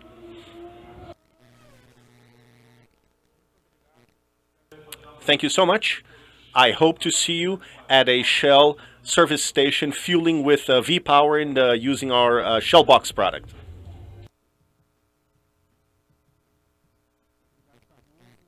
Thank you, Cardozo. What a beautiful way to wrap up this first part of our event. We're going to have a 20-minute break now. I would like to make use of this opportunity for you to visit our booths. You can have some coffee at OXXO. Same coffee we provide you at our service stations and stores. To get to know our Shellbox team and the V-Power team will be at the Renewables booth. Feel free to hit the chat, and we'll be back in 20 minutes. Thank you so much.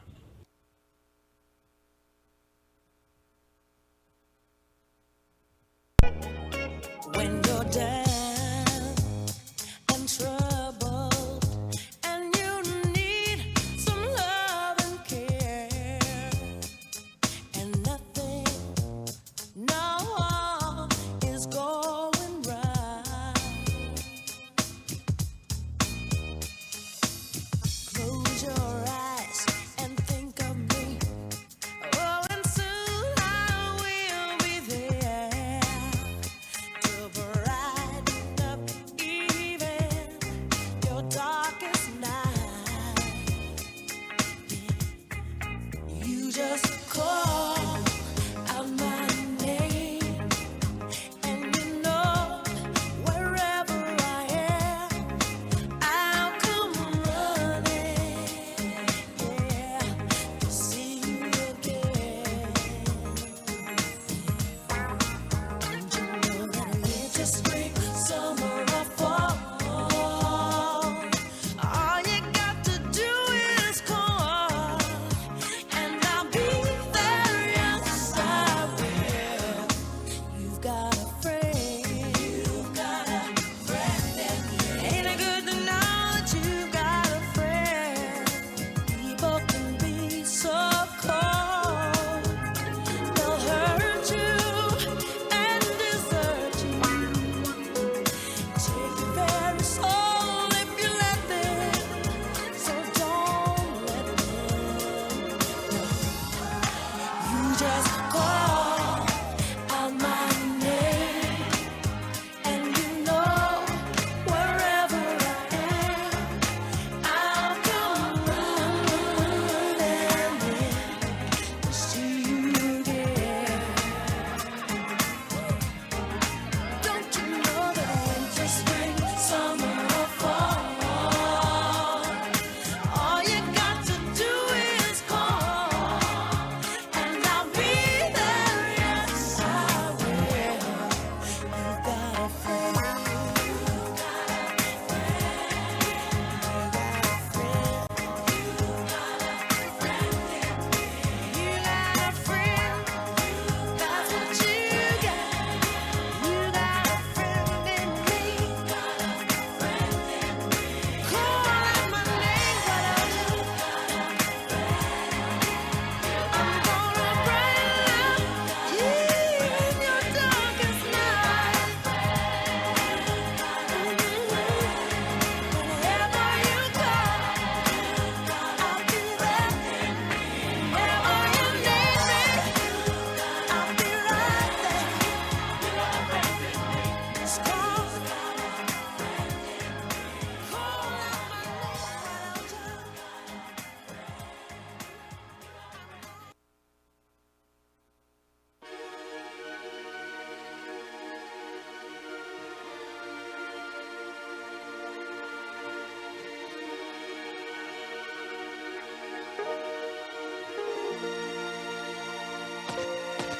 Not if you feel like you can't go on, as if all of your hope is gone, and your life filled with much confusion, until happiness is just an illusion, and the world around is tumbling down. Darling, come on, girl, reach out for me, reach out for me. I'll be there with the love that will shelter you. I'll be there with the love that will see you through. When you're alone and about to give up, 'cause your best just ain't good enough,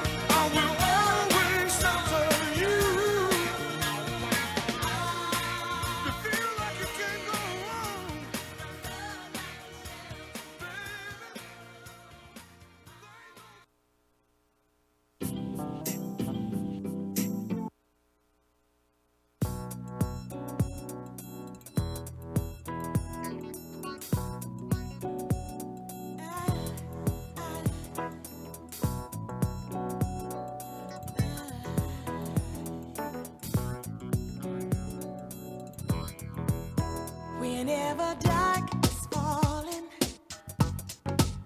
you know the spirit of the party starts to come alive till the day is dawning.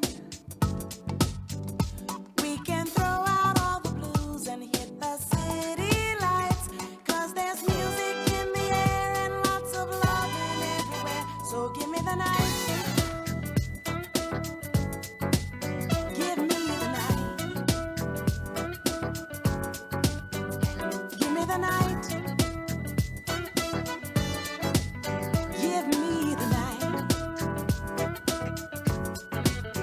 You need the evening action, a place to dine, a glass of wine, a little late romance. It's a chain reaction. You'll see the people of the world coming out to dance, 'cause there's music in the air and lots of loving everywhere. So give me the night. Give me the night. Give me the night. Give me the night. So come on out tonight, and we'll leave the others on a ride through paradise. And if you feel alright, we can be lovers, 'cause I see that starlight look in your eyes. Don't you know we can fly? Just give me the night. Give me the night.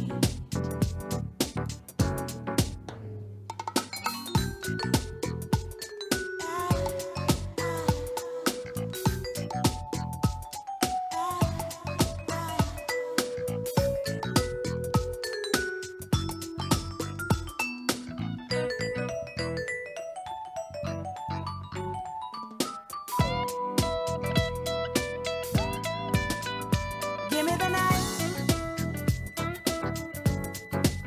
Give me the night. Give me the night. Give me the night. And if we stay together, we'll find the rhythm of the evening taking us up high. Never mind the weather. We'll be dancing in the street till the morning light, 'cause there's music in the air and lots of loving everywhere. So give me the night. Give me the night. Give me the night. Give me the night. So come on out tonight, and we'll leave the others on a ride through paradise. And if you feel alright, we can be lovers, 'cause I see that starlight look in your eyes. Don't you know we can fly? Just give me the night. Give me the night. Give me the night. Give me the night. Give me the night. Give me the night. Give me the night.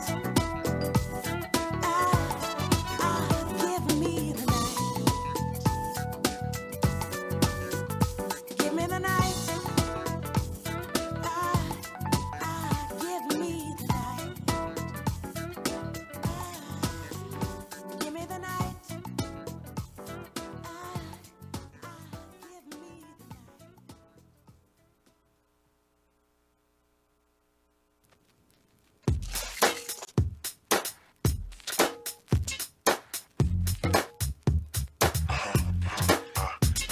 Now what you hear is not a test.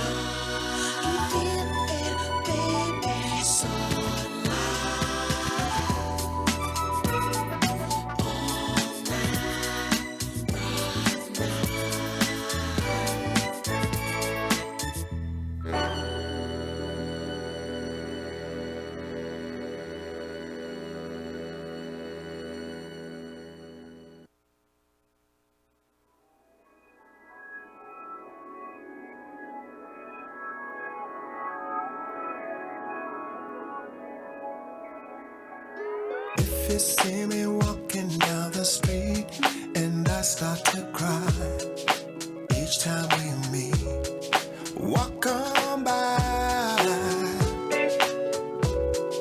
walk on by. Make believe that you don't see the tears. Just let me grieve in private, 'cause each time that I see you, I break down and cry. Walk on by, walk on by. Stop, just walk on by. Oh, 'cause I just can't get over losing you. And if I seem broken and blue, walk on by. Just walk on by. Walk on by. Just walk on by. Foolish pride is all that I have left. So let me hide the tears and all the sadness that you gave me when you said goodbye. You walked on by. Don't stop. You walked on by. Don't stop. Just walk on by. Just walk on by.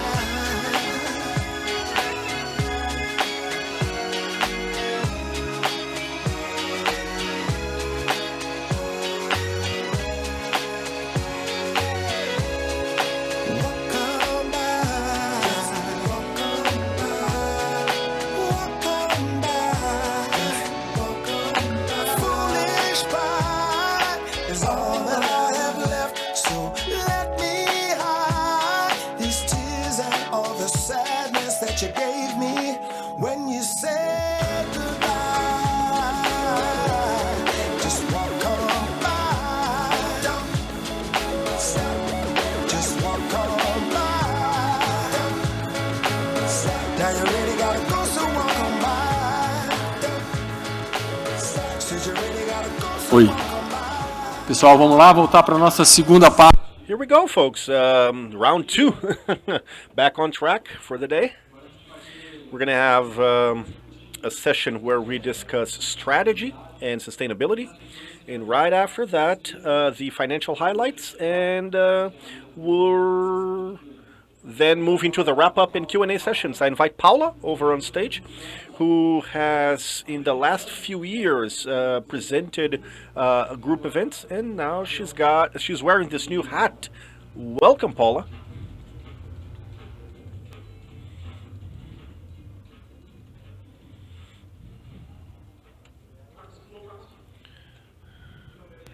Can you folks hear me? Good morning, everyone. As Felipe mentioned, it is an honor wearing a bit of a different hat. Our first Raízen day. I'm kidding. You'll never forget it, right? It's the first, despite being the 10th or whatever day we host. I'd like to talk to you a bit about this new vice president position to have strategy, M&A, sustainability businesses. We're lucky enough at Raízen of having those four things completely connected, interconnected with our investment thesis and our business model. I'm going to kick it off by bringing you back to that slide that was shown right in the beginning, where once again we position ourselves in front of you, folks, telling you that we want to be the global green champion. We have a fabulous execution track record, and that growth we are proposing will be sustainable, will be profitable, and that's how we're going to redefine the future of energy. This is a Herculean challenge, you know. Raízen started a bit over 1 decade, a collection of power plants in its older sense of the word, and I talk about a collection of power plants. We had 20-something power plants that were very little integrated amongst themselves, and Raízen is a huge, incredible company today that almost turned 11 billion reais EBITDA, and proposing it to embark on another major growth journey, going twofold, threefold for those figures. And I was thinking about how I would share a bit of that, of the drive behind this joining of strategy, sustainability. I put together the slide. Cardozo called me, and that's where the slide started. He called me once and said, I have to pitch something to a client, Paula. We're going to talk about Raízen sustainability strategy. We're going to bring in an aggressive offer. How do we show the company's sustainability proposition? I sat down and thought about it, and I'll tell you shortly how we bring that all together. But first and foremost, we have to understand that we are definitively in the midst of a major transition. It's a complex transition, global one.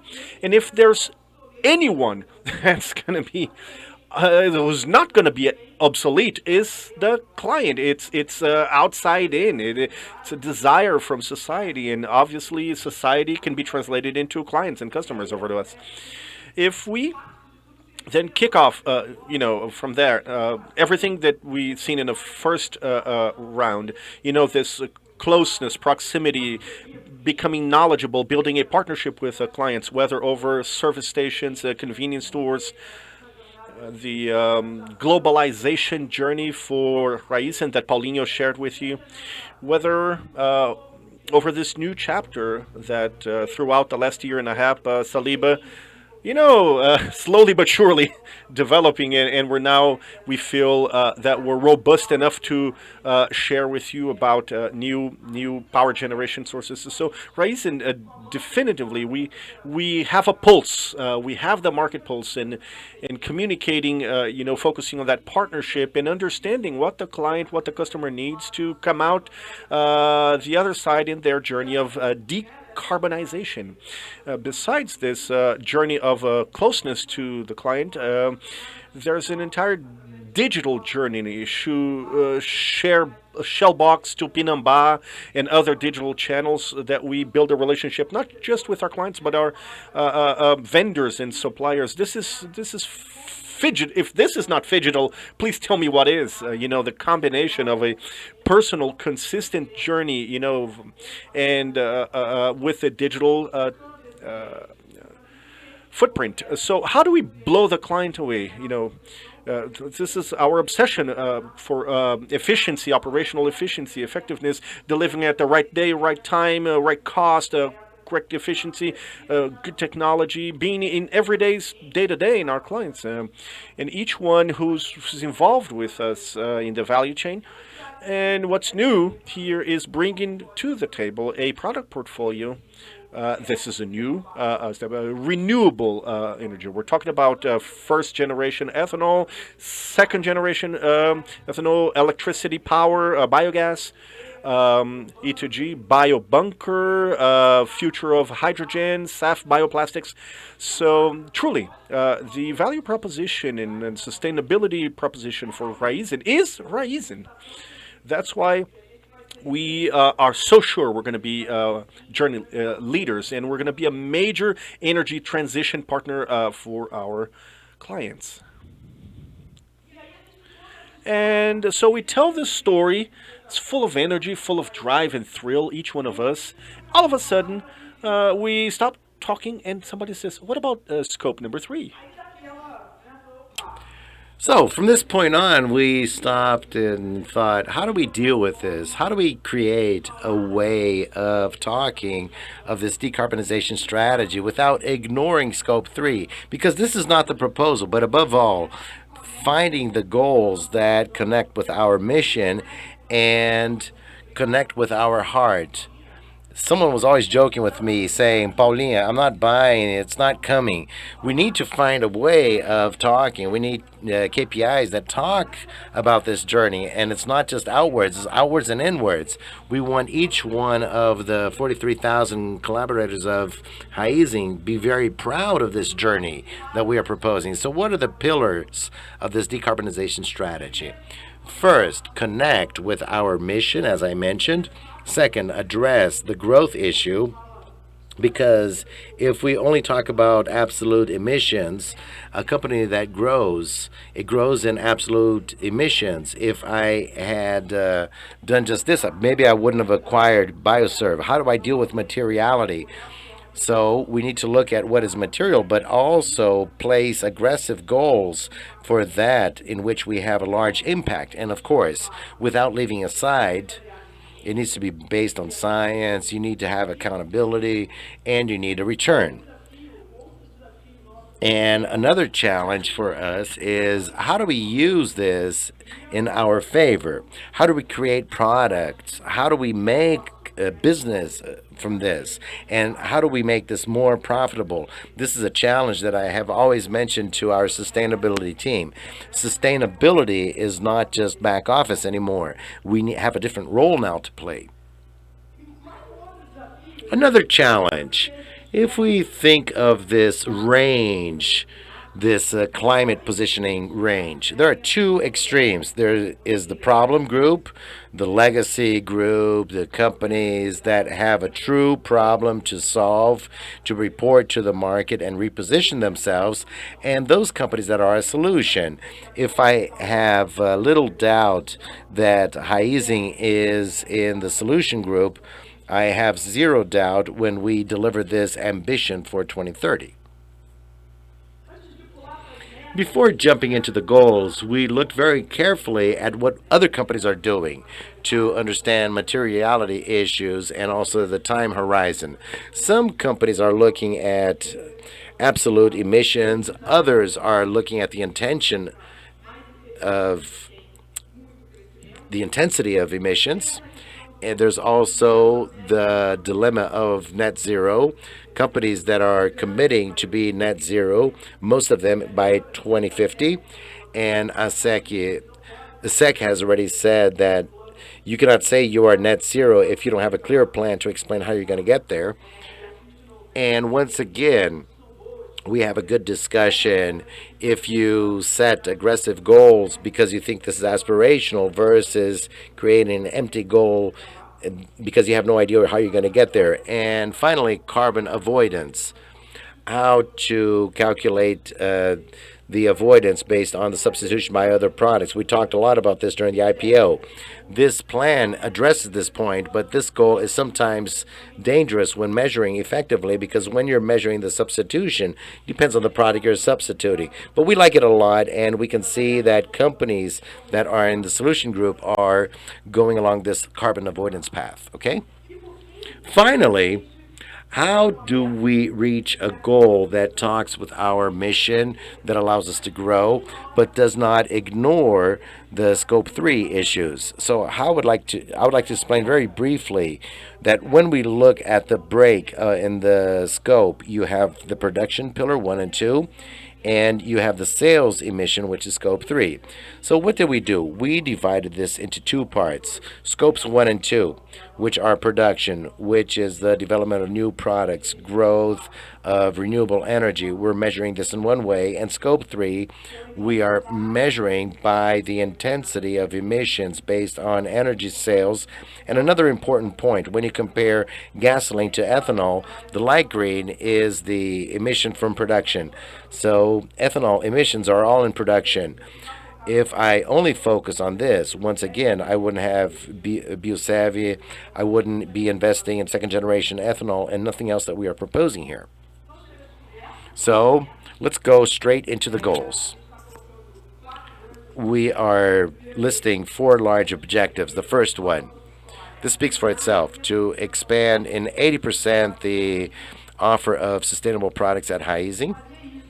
do this with greater efficiency as possible. Here we are addressing scopes 1 and 2.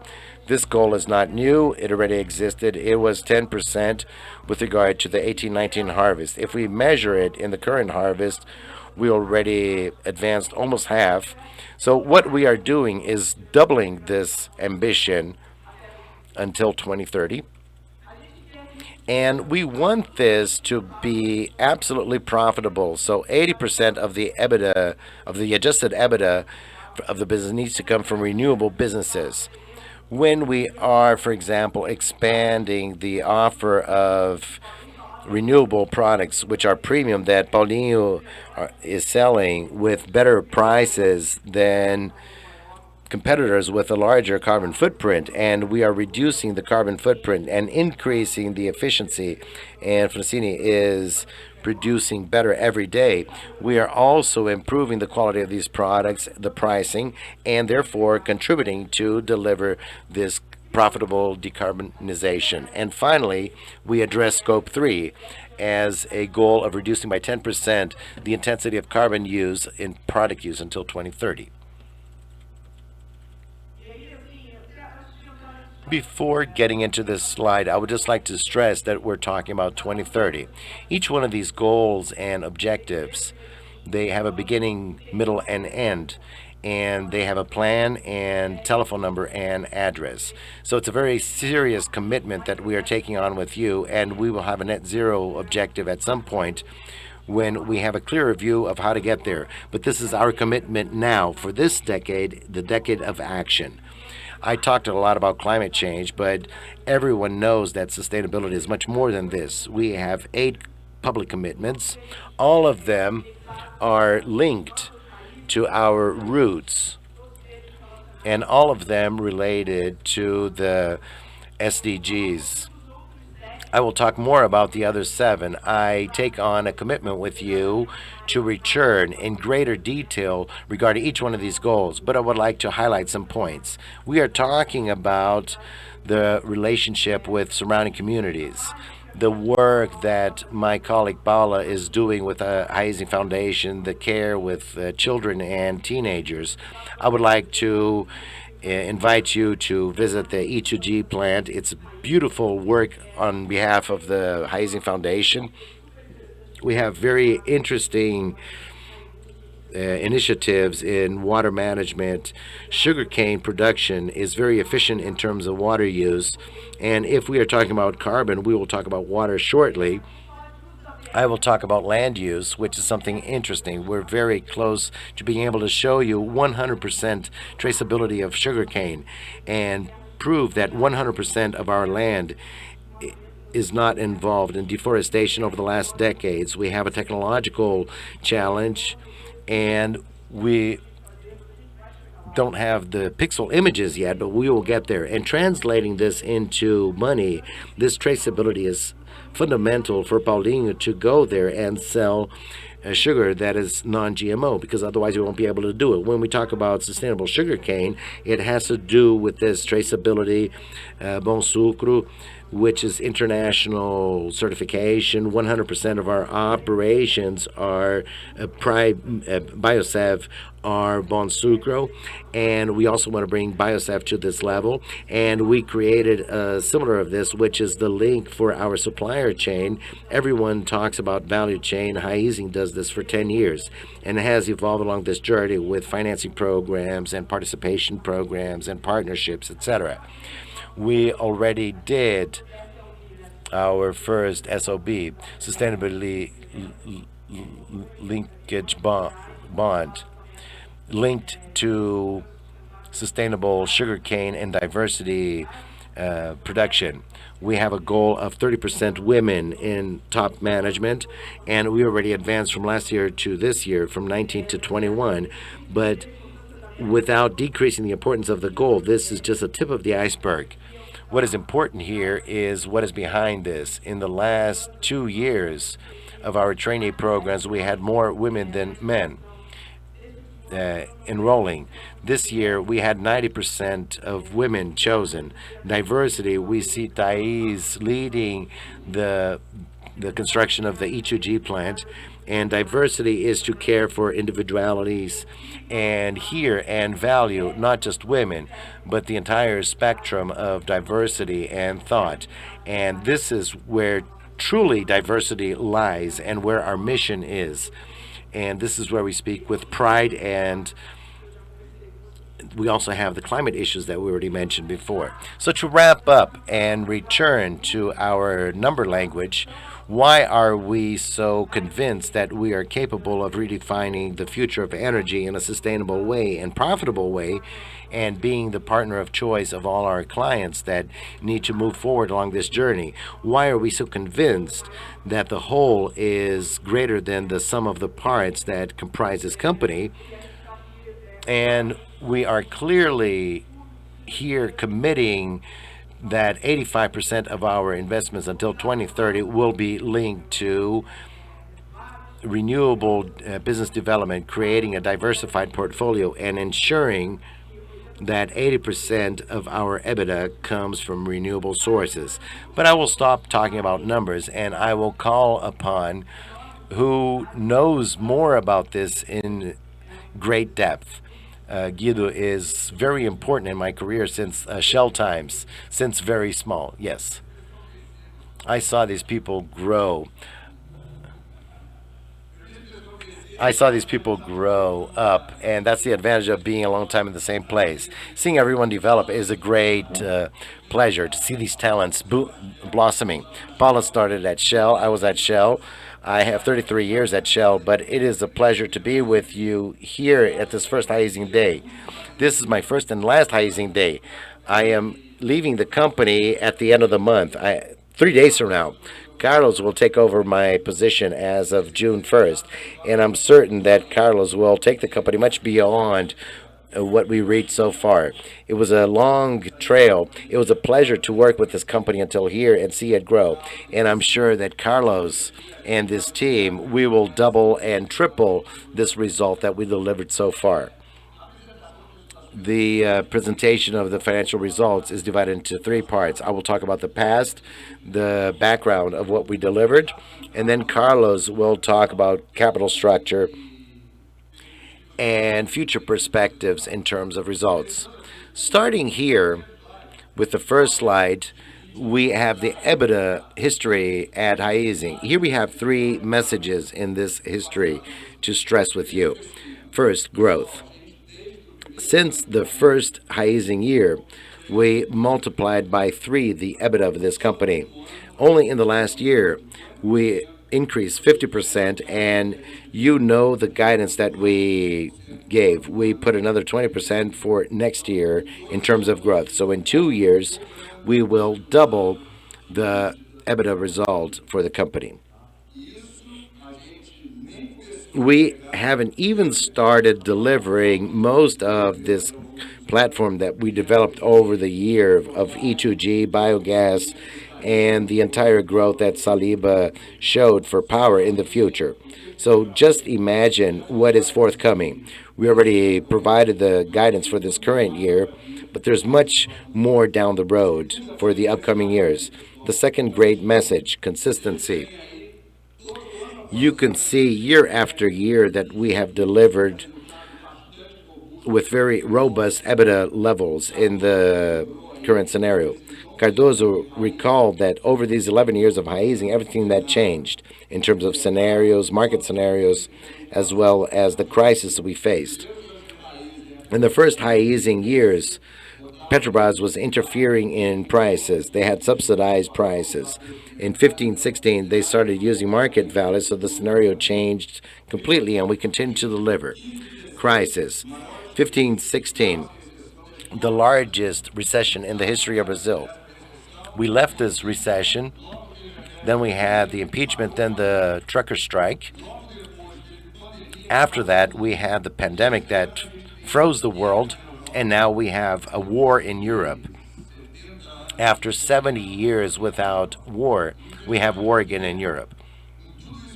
With all of this happening, every year we delivered very robust results. How can we achieve this? What is the miracle here?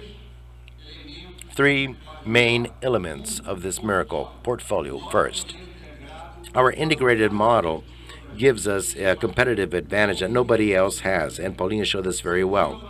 Second advantage, infrastructure. We already received a great infrastructure from our shareholders, Shell and Cosan. But over these last years, we invested a lot in infrastructure to increase even more this competitive advantage. Cardoso already mentioned this. Today, we have the best infrastructure in the industry, and nobody beats us.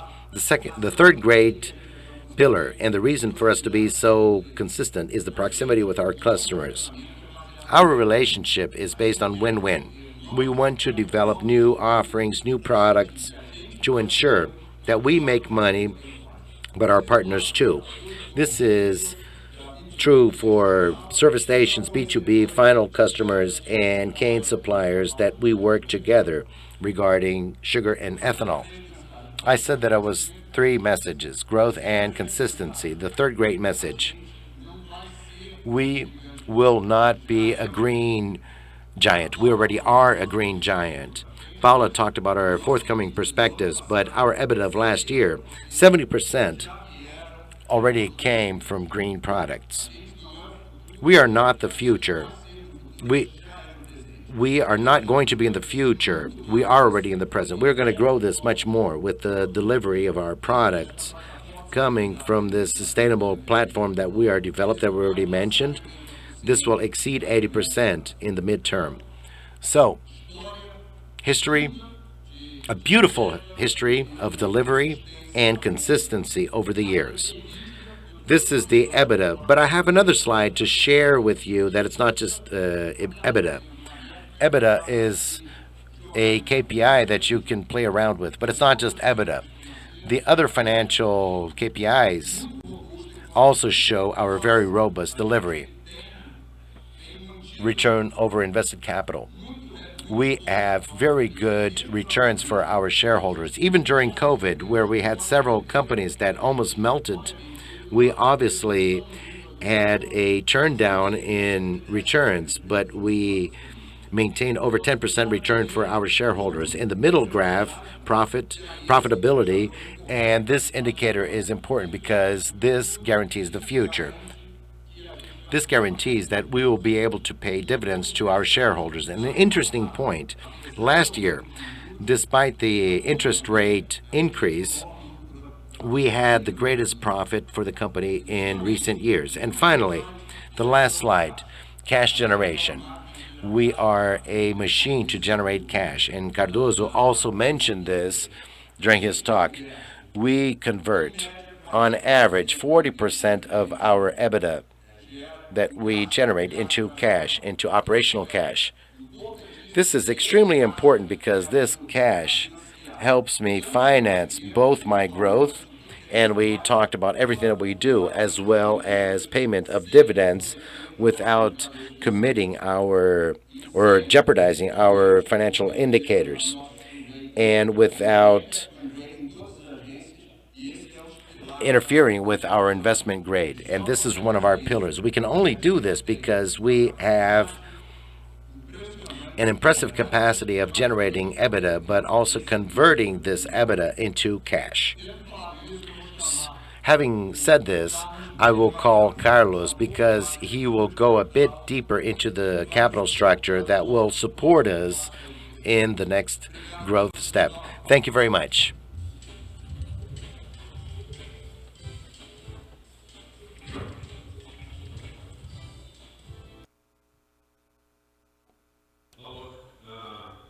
Hello. Morning, everyone.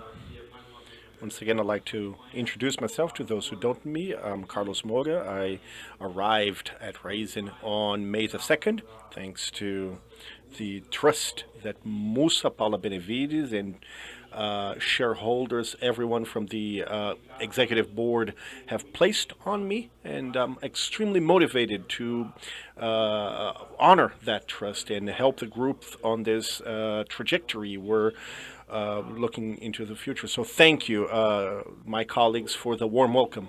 Moving over to the figures, let's talk about what makes our financial discipline tangible, which is capital structure. Renato Russo, the musician, said that discipline is freedom.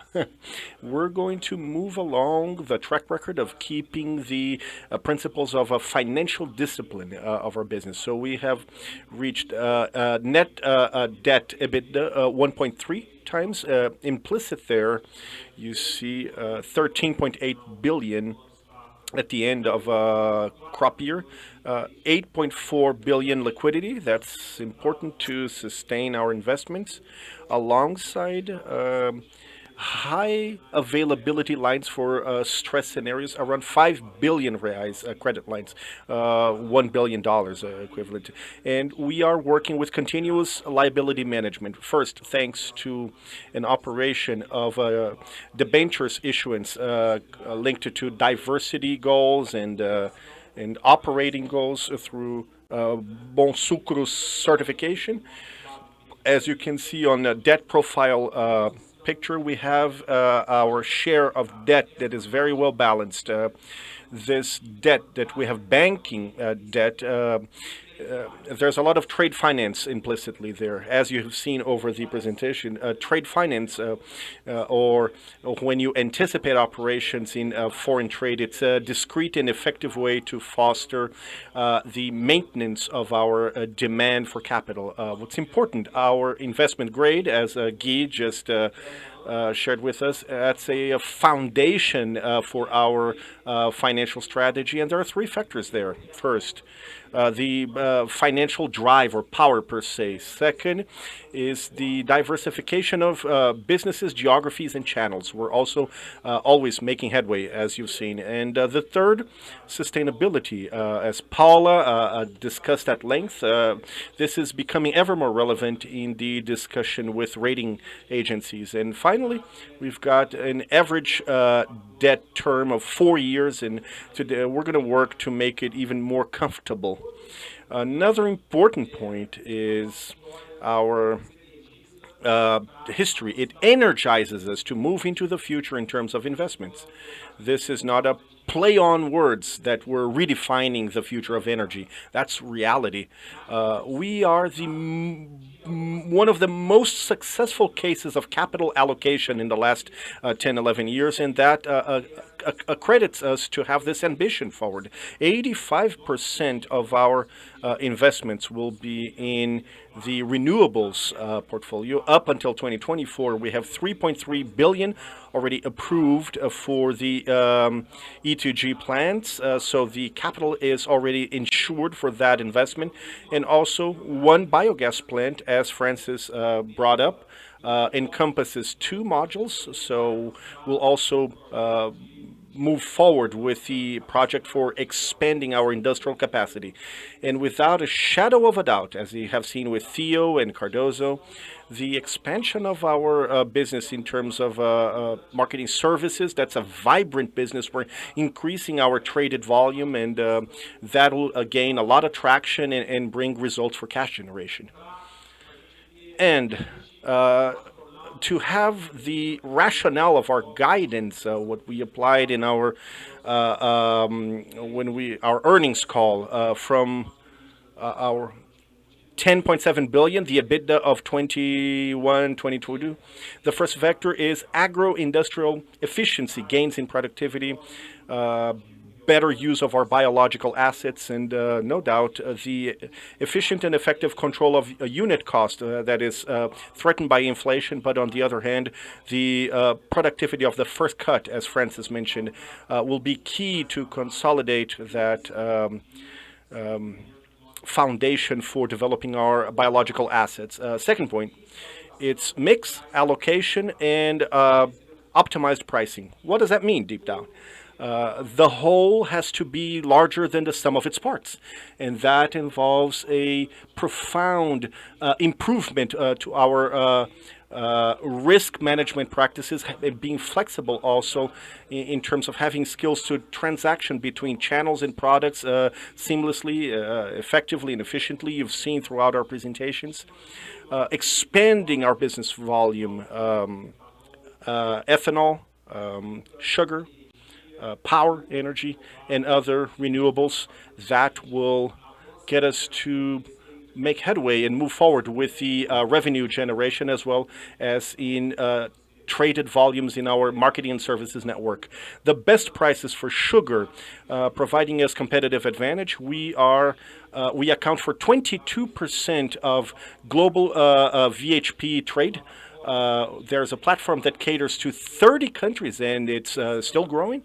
The significance that we have in the sugar market, no doubt, generates revenue in strong currency and the capability of tractioning our cash generation and no doubt growing our business. Increase or improvement in operational efficiency as we generate more businesses. Our franchise increases, fixed costs are diluted, but efficiency is important. We're very keen on the challenge for cost management and inflation, working with a supply team, working with a specific projects teams for CAPEX so that we can have the best cost-benefit equation throughout all our operations. And finally, consolidating our business in recently acquired lubricants business as well as our business in Paraguay. That together and with this facing this volatile, uncertain environment, but we're ready for that. I have no doubt that we're going to get to that guidance that we have pointed towards with the market. That's what I had to share with you. I invite Musa back on stage, if you please. Thank you so very much.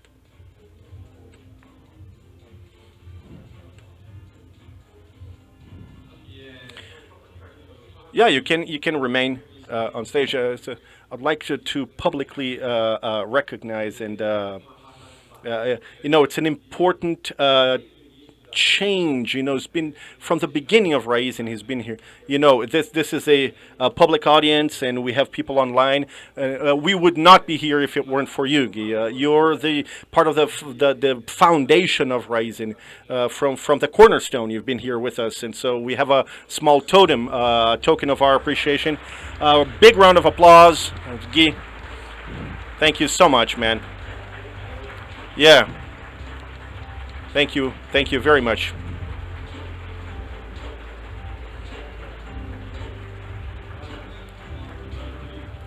You're the man. Thank you, Guy. Yeah, he's always emotional. We are. Yeah, it's nice to see that those who have had the chance of meeting the Raízen team, just when you pass the baton, it's well done in a relay to ensure the consistency of the group. I hope that you have seen today part of the team, and it's cool. It's not just me speaking here on stage. You see folks talking, and I'd like to make use of this moment to talk a bit about kind of like I'm giving you a report, kind of even a personal. When we were at the IPO event, I talked a lot about what had happened, and today I wanted to go back a bit to this kind of like a report. I'm disclosing here over to you.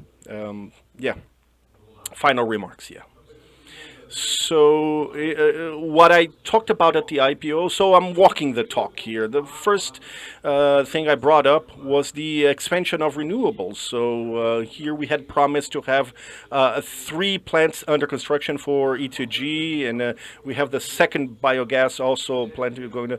We integrated Biosev, and we acquired the assets from Jara Energy and landfills, PCHs, and so the expansion of renewables is taking place exactly according to plan, and we are going to be ahead of schedule, most likely by the end of the year. We're going to have positive surprises. So the first point, check, renewables expansion. Second point, the improvement of returns on sugar. So we imagined that this year we would have 30%, 40% of sugar at the destination. We finished with 50% of sugar at the destination. Remember, 3 years ago, we used to sell 100% of our sugar over to trading companies. And so many times Nestle's one of the.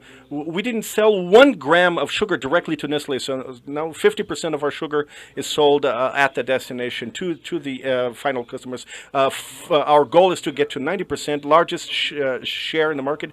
And structurally, sugar is at a different level of pricing. At the IPO, we asked, what's the level of pricing of sugar that will be sustainable? If you look at pre-set prices, it's 50% above the prices that we had 18-19. 100% actually, I correct myself, that we had 18-19 crop season. So as much as we talk about inflation, the sugar market is in at a different level. So again, what I said at the back there before, check for sugar. Third point, productivity journey. Francis went over that. This year we have the largest plantation of Raízen history, over 120,000 hectares planted, because we believe that we have tweaked it finally. First cut shows that, second cut is also showing that at the beginning of the harvest season. There's some time to recover. Our oldest plantations are suffering severely, but we are on the right track, and we clearly show productivity is along the proper tracks. Fourth, what we mentioned during the IPO, it's the evolution of the marketing and services business fuels. We increased Ebitda by 30%. There's a structural backdrop here, which is interesting. If you look at this year, it's a difficult year for fueling. Great difficulties of being able to import diesel, for example. We have never fallen short with any products for the Shell service station network. That's why we're increasing the number of stations. The resellers understand what it means to have a good partner that ensures the resupply, and so. If you look at last year throughout the entire year, look at the last 6 months compared to the year average and the trend of the first quarter for the harvest season, for the crop season. We're improving the margin levels, and we see a trend. And we talked about that during the IPO, and it's happening again. So we're delivering margins that we had agreed upon in terms of marketing and services, actually a little bit higher. Adding to the portfolio of marketing and services. So you probably seen our financials, how we bought that business. That was what was missing, lubricants in our offer, along with a fuel business. That business done, so joined the Paraguay market. So it's a huge market to make use of the benefit of the Shell brand. We got a company that was a fighting brand. So when I talk about the upgrade in margins, it's the upgrade that you have in the Shell brand in Paraguay is humongous, and it's capturing the benefit. So the evolution also of our offer in terms of marketing services is given 6 point of my report. Also check expansion. I see the CFO of OXXO here, Omar. The closeness, the proximity business. There's a joke, Yeah, OXXO is everywhere. Those who haven't seen the memes, you travel and you leave your apartment empty, and all of a sudden there's an OXXO there in your apartment. We're opening almost one a day. The pace of growth is extremely fast, and what's most important to me, we have proven that the proposition that we brought to Brazil of OXXO works. We tested in Campinas, it worked, and now we're going to speed up the pace, and it's coming in terms of closeness, proximity. It's the largest retail growth you see in Brazil today. And lastly, our digital platform, Shellbox, one of the hearts, the major drivers of growth, the digital side. Over almost 40 million transactions. It's almost 4,000 service stations with Shellbox. We're coming to almost 6 billions of volumes of transactions in Shellbox and payments. In Argentina, again, that's the benefit of having an integrated company. We moved from Brazil to Argentina. It's almost plug and play there. We were able to install and roll it out So Argentina, almost 75% of their service stations with Shell Box in the network. So it's a bit of a report of everything that I've talked about. If you look at a video of over 200 IPO meetings, everything we talked about during the IPO, we're delivering, and even above what we had promised. So above and beyond. It's great to be here and say that Raízen is a company that walks the talk, and what we promise, we deliver, and you see a growth plan for the future, and it'll happen again, as we have been doing. We promised and we will deliver. So I wrap up my side with the first slide. I'm repeating myself, I understand, but that's our mantra. When you think about Raízen, those are the three key focal points, especially the last one, growth, sustainable and profitable growth. 13, 14 billion EBITDA. It's nothing compared to what's coming. There's nothing of second generation ethanol. It's a humongous future ahead of us. So once again, we're at a very favorable moment for the company. So we have tailwinds, yes, really driving us. There's no apologies here today. We are delivering. So it's the right time, the right place, with the right company to have a fantastic plan. So folks, thank you once again. Let's move to the next session of the event. We're going to host a Q&A, and then we move to lunch. Thank you. I'm going to invite folks who presented so that we can start Q&A sessions. I'm going to ask the team to join us here on stage, and whoever wants to ask questions, please raise your hand. Microphones are going to be being circled, and tell me, I ask you for your name and your company, and those who are watching online, you can also send your questions. We'll read them on stage and so that the executives can reply to. Thank you.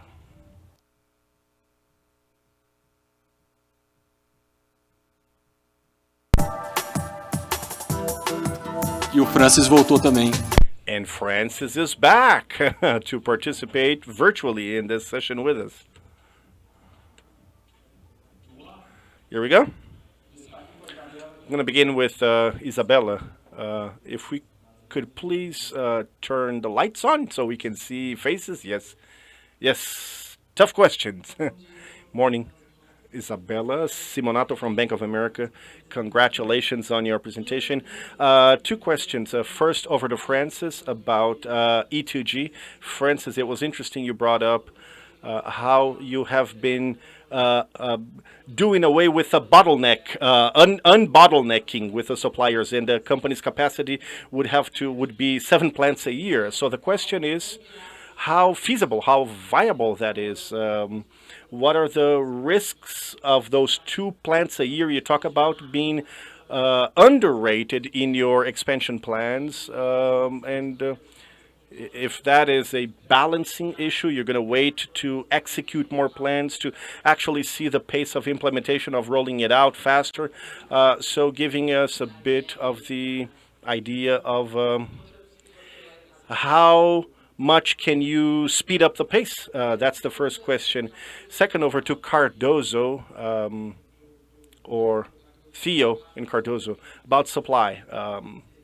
You mentioned this as one of the pillars of your marketing and services strategy, which actually has been significant. But at the same time, we see a very volatile environment, especially in Brazil, as obviously everything we see in terms of price volatility and discounts. And so I'd like for you to elaborate a bit more on, what have been the major challenges in terms of the history of supply and how you have been able to differentiate yourselves when compared to the competition and build an even more loyal customer base. If I may? Felipe? Okay. Isabella, thank you so much for your question, an extremely relevant question for our growth pillar related to how we're preparing ourselves for this ramp up of delivering second generation ethanol. And as you noticed in our presentation, we covered the aspect of the vendor development, supplier development, focusing on proprietary equipment. We have where there's intellectual property, which are basically then are built specifically for our project, built as specified.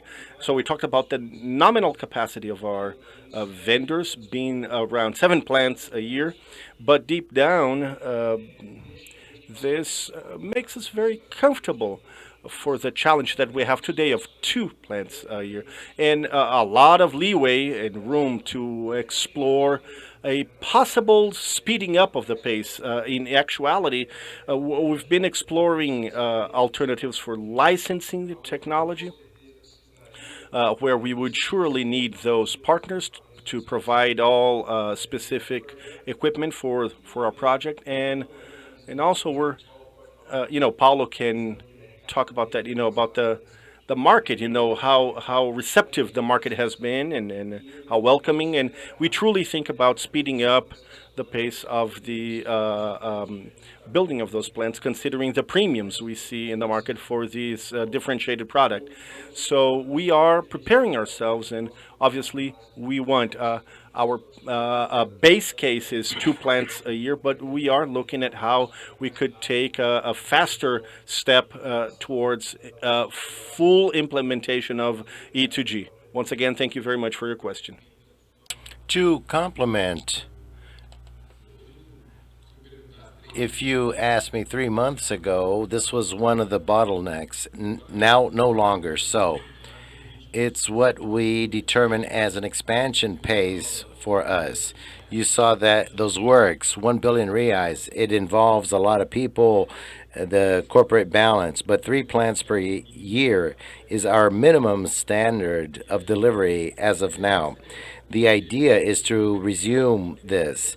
The market, with such strong demand as it is, I would like to accelerate this process because we are seeing a demand with a very good premium.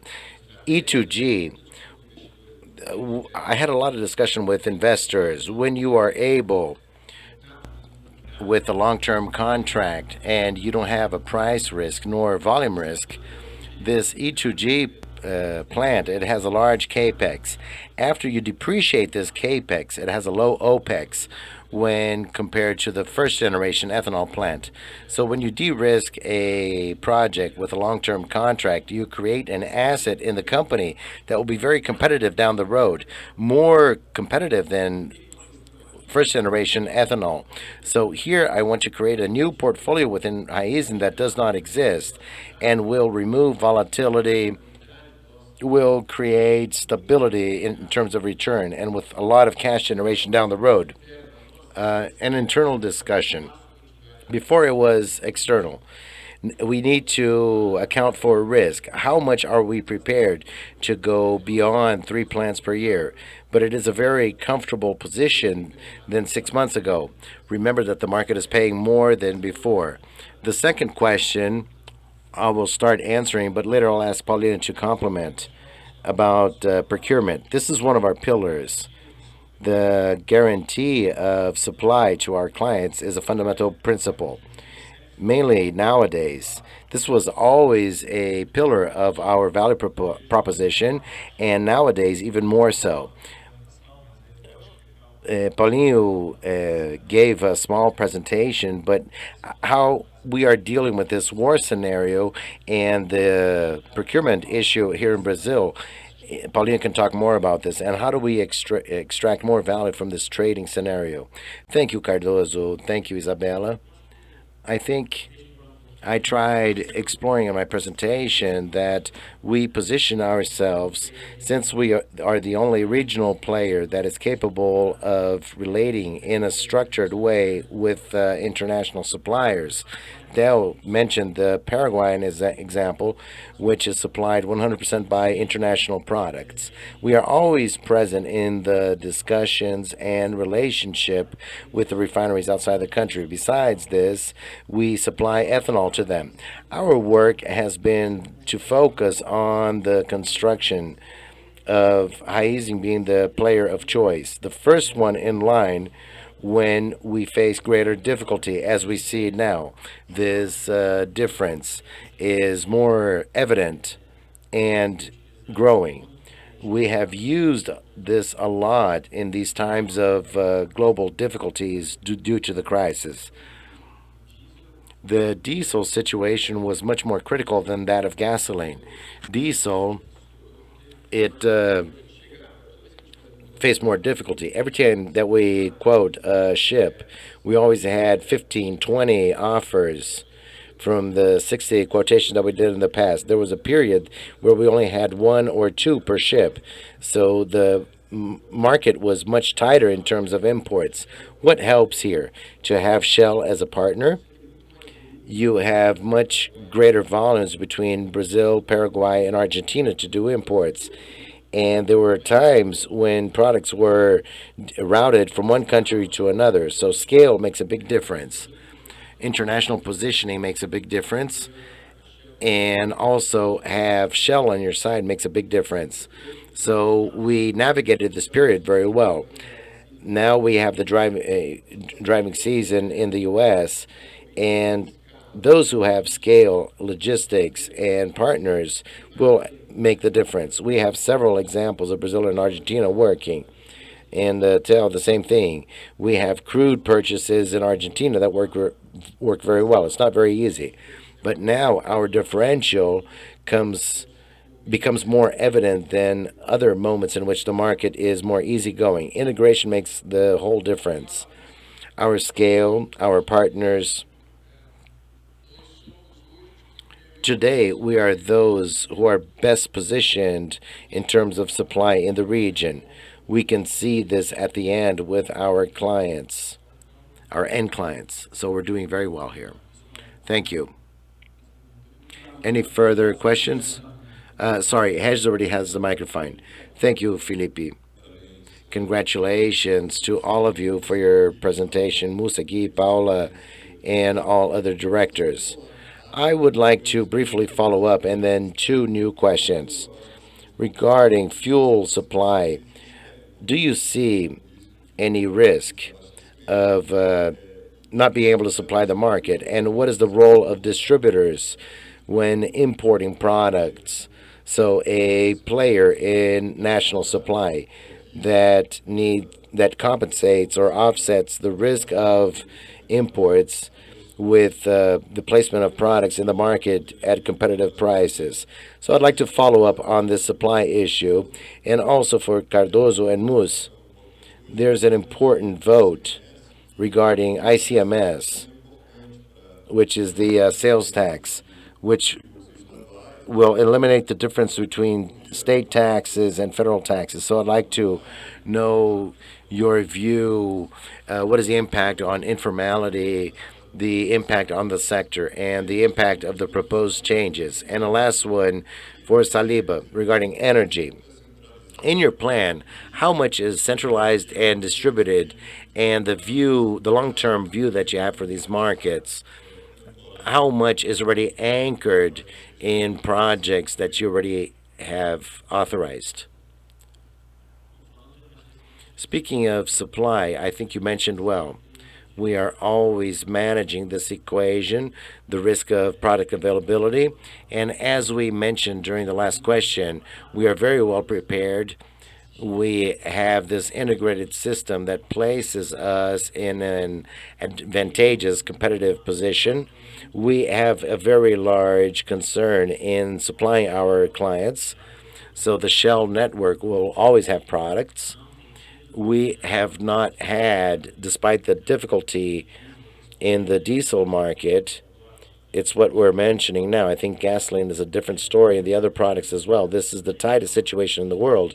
But until here, we have managed this in a very recurring manner without great hiccups. In the second semester, there will be a restatement. You will have an increase in diesel consumption. You have the hurricane season abroad. And another point, the gas market, when it tightens, I see this in Argentina. We have a refinery where we have to buy gas. When you tighten gas, you use part of diesel to run the gas market. So diesel is under pressure because of gas as well. So we don't see a cooling down scenario. we will have a complex market in forthcoming months. There is a problem because the backwardation curve. So who carries the stock? You don't want to have inventory because the curve is down. So this is a dangerous scenario, but we have a commitment. Those who have contracts with us, we need to supply to them. So we don't have a short-term view of trying to make money this month. I need to fulfill my contracts and guarantee long-term supply. This will revert for Cardoso and Tel's team in more contracts. We never closed so many contracts that we did now. So this is a long-term strategy, and this is a difficult moment on the other hand because we have more tools here to show the value of having the Shell brand. So we will leave this crisis strengthened, and the market is in our favor right now. Let's also talk about the vote that we will have today. You have two aspects. The distribution margins are low compared to the rest of the world, mainly because of tax evasion. When you talk about lowering taxes or equalizing taxes, first, it relieves the population, which is very good, and creates an environment where the evaders, they have less tools to fight. So this is good. There's always a difficulty, which is the impact on ethanol, how differentiation works. This is not a simple law because it affects a lot of states and municipalities, but it is healthy that this occur. So we are always concerned, and now that we are close to elections, that this comes forth in heated debates. This discussion regarding taxes is always very intelligent. To reduce taxes is always a good path because you reduce unfair trade. And we also need to look at the relationship between gasoline and ethanol. We have this concern as a producer, so this is very good for one side and very bad for the other. But we need to guarantee a differentiation here. We have a question here for Saliba as well. The idea, Regis, let me give you a context. Raízen today has in its portfolio around 5% of the renewable generation in Brazil. 2 gigawatt capacity, 70-30. 70% centralized in our biomass and 30% in distribution of solar, small hydroelectric plants, and landfills. The reason why we are working with this mix and will continue to do so is because the objective is to meet demand. Energy is a demand issue, client issue. When we look at our clients, they say the following: they want renewable energy, and we want this where we are. This flexibility that we have already achieved with the distributed generation is in line with the objectives of this geographic expansion. In this context, I anticipate percentage growth for distributed growth within the mixed portfolio of generation of Raízen, but growing on both bases, centralized or distributed from these various sources that I mentioned. Next question. Do you already have a microphone? Yes. Okay, go ahead. Good morning. Mateus from UBS. Congratulations for the event and helping along these last months. My question is, one of the beauties of the company has to do with the scale and how this reflects in better pricing and distancing from the market that we don't see in other players in sugar and ethanol and marketing and services. My question is, what are the challenges so far in increasing this direct supply of sugar to the destination, and teach your clients on the ethanol side to disseminate this in the market, considering the skill that you have, and what are the next steps to leverage this and reach 90% of sugar at the destination and also for other products? Thank you. Thank you for the question. I tried transmitting this in my presentation, but once again, it's very important that our positioning be very natural as an integrated company, as you mentioned. Obviously, there's a lot of hard work in expanding internationally the company, being careful when we advance to new clients and new destinations.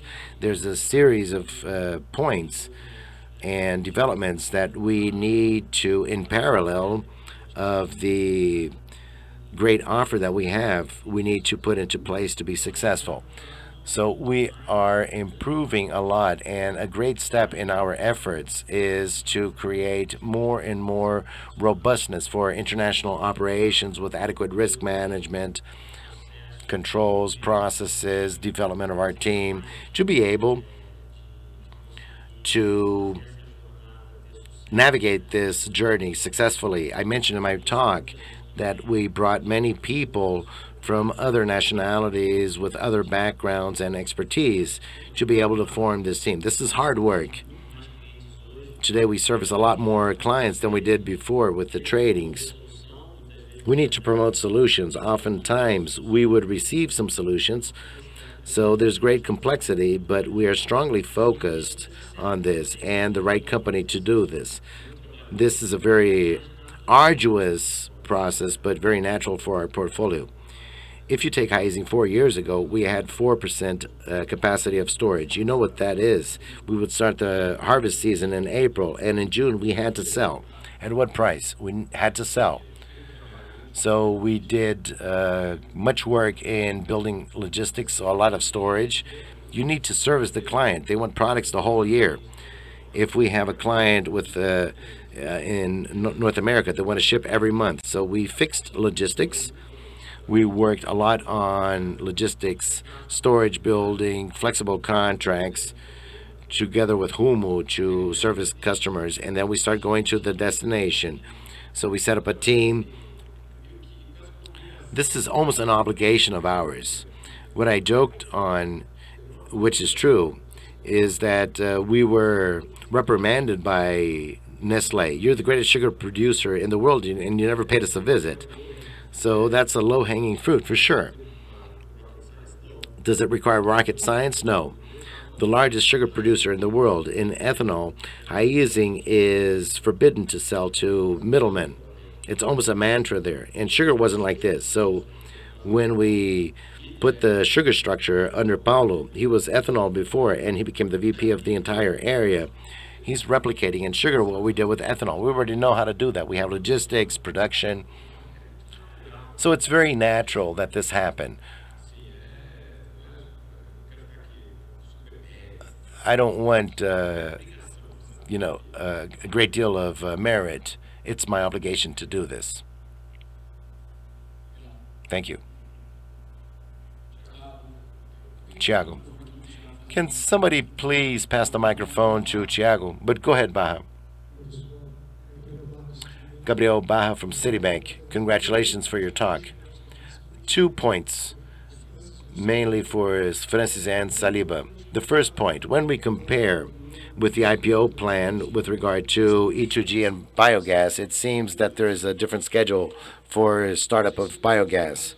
Maybe Francis could explain a bit better. But there seems to be an operational issue for Vignes, where you have an incentive to inflow this into the E2G plant because you have Vignes the whole year. So could you talk about the biogas growth pipeline? And the second point, also regarding E2G, I think this was mentioned. One of the main questions is with regard to the pricing of E2G. And as a strategy and de-risking of the project, how to price this previously, prior to the investment. This would reduce the risk. But in the scenario where you have E2G pricing high, how do you see this possibility of the next projects maintaining an open spot price and not contracted? And the second point with regard to the SAF. Mainly for Europe, there seems to be a great potential for SAF. And they mentioned that they don't have interest in investing in the production of SAF. but maybe bring a player to produce this and then export this product to Europe. Could you talk about the overall E2G strategy? And I think this was already asked about regarding marketing services. What is the clear strategy with regard to supply the network? What is a tricky point here to try to gain market share here, where you have supply power? Where is the optimal point of relieving the gas to achieve market parity? Do you want to talk about this, Francis? Do you want to start talking about biogas? I can complement. Thank you for the question. It's important to address our plans for biogas. You touched on a critical point. I quickly shared in my presentation with regard to raw material to produce this biogas and biomethane. In the graph, where we split a bit our future vision, I don't know if you recall, we had 5 billion liters of ignas coming from our first generation process. But in the E2G process, we had another 30 billion liters of ignas being produced by means of the cellulose ethanol production. So the biogas initiative is much more attractive when we explore the synergy within the biopark with our E2G project. And this is what you saw happening. So we mentioned the E2G production at Bonfim. Now we are starting to use the Costa Pinto plant, which is the first site that has E2G, and be sure that naturally now the next steps with the start of the E2G plant construction at Unidade da Barra, in sequence, we will have a discussion of implementing biogas as well. A scenario in which the market is very receptive to our product, and we see a very positive scenario in commercial terms, and also a very positive scenario with regard to production with a lot more raw material. So this combined scenario is very promising for us to fulfill our growth plan for biogas, and with some slack within the scenario that we are seeing that are even better than what we had imagined at the beginning of our journey at the beginning of next year. Thank you very much for the question once again. Just adding, when we had the IPO back there, we didn't have that vision that biogas would be installed along with E2G plants. There are two technologies. One is Lagoa, and the other is the filter pie. It was designed to roll in between crop seasons, but the capex is higher to be implemented. When you have E2G, you make biogas much more competitive because you don't need 100% of the so-called filter pie. You can run it with a lagoon, and the client wants 12 months. Okay, let's use biogas. We reduce initial capex. So the first point, biogas is following E2G, making the capex for biogas lower and easier implementation. And second point, surprised us positively, is that demand for biogas. If you say in terms of usage, today, in my point of view, if you worst use is for electricity. The most noble use for biogas is replacing diesel in our own fleet. When you replace diesel, reduce emissions in our production. But that depends on moving over to trucks with a conversion kit. There's capex involved. And the second best use is injecting into the network. That was a positive surprise. We started, come on, there's a lot of demand. So we sold the first Costa Pinto plant 100% without having to convert the fleet, without having to produce electrical power, and went to the end client. So if you look at our energy park, we've got 8 to 10 units close to the Comgás and Gás Brasiliano networks for the connections. So we're going to have most of our gas being sold and being injected into the network, which is fabulous. At the cap, when you're connected to the network, if you get cheap gas, you can come back with a gas. Part of the plant will be run on gas and more biomass for E2G. It's wonderful flexibility. We're going to have an energy park that, E2G is paying more, electric power is paying more. So all of these projects, our cogeneration is depreciated. So E2G, with the context we're pulling off, we're going to have an asset in 5 years, extremely flexible asset, depreciated, and with high competitiveness. So the whole scenario of different pricing, we're going to maximize it. That's why that's what a refinery does in the energy park. It maximizes the value of the molecule. Second question you brought up about E2G. Our strategy for E2G is your question was general, or more over. What's our scenario? So E2G scenario is one where the 4 plants, Costa, Pinto, and the 3 that are under construction, they're 80% sold and 20% only spot. So there's still room for a spot market. What we didn't do the math, we're being conservative. We didn't add to the math. We didn't put any increase in productivity. So it's extremely conservative. So we're still on that pace of trying to have the contracts paying for the plants and leave 20% for the spot market. Maybe when we come to the 10th, 15th plant, we'll start looking at it more closely. But for now, based on the prices that we have achieved, it would be irresponsible if we did not lock down those contracts. There are lots of investors who say, come on, man, leave the price open. But those are values and amounts that really motivate us to sign those contracts up. So we're moving along at the same pace. So there's a bit of market share also that was mentioned. The Raízen strategy, as I presented here, is always to seek growth, but profitable growth. So the ideal, the optimal point, we have an excellent opportunity in the market.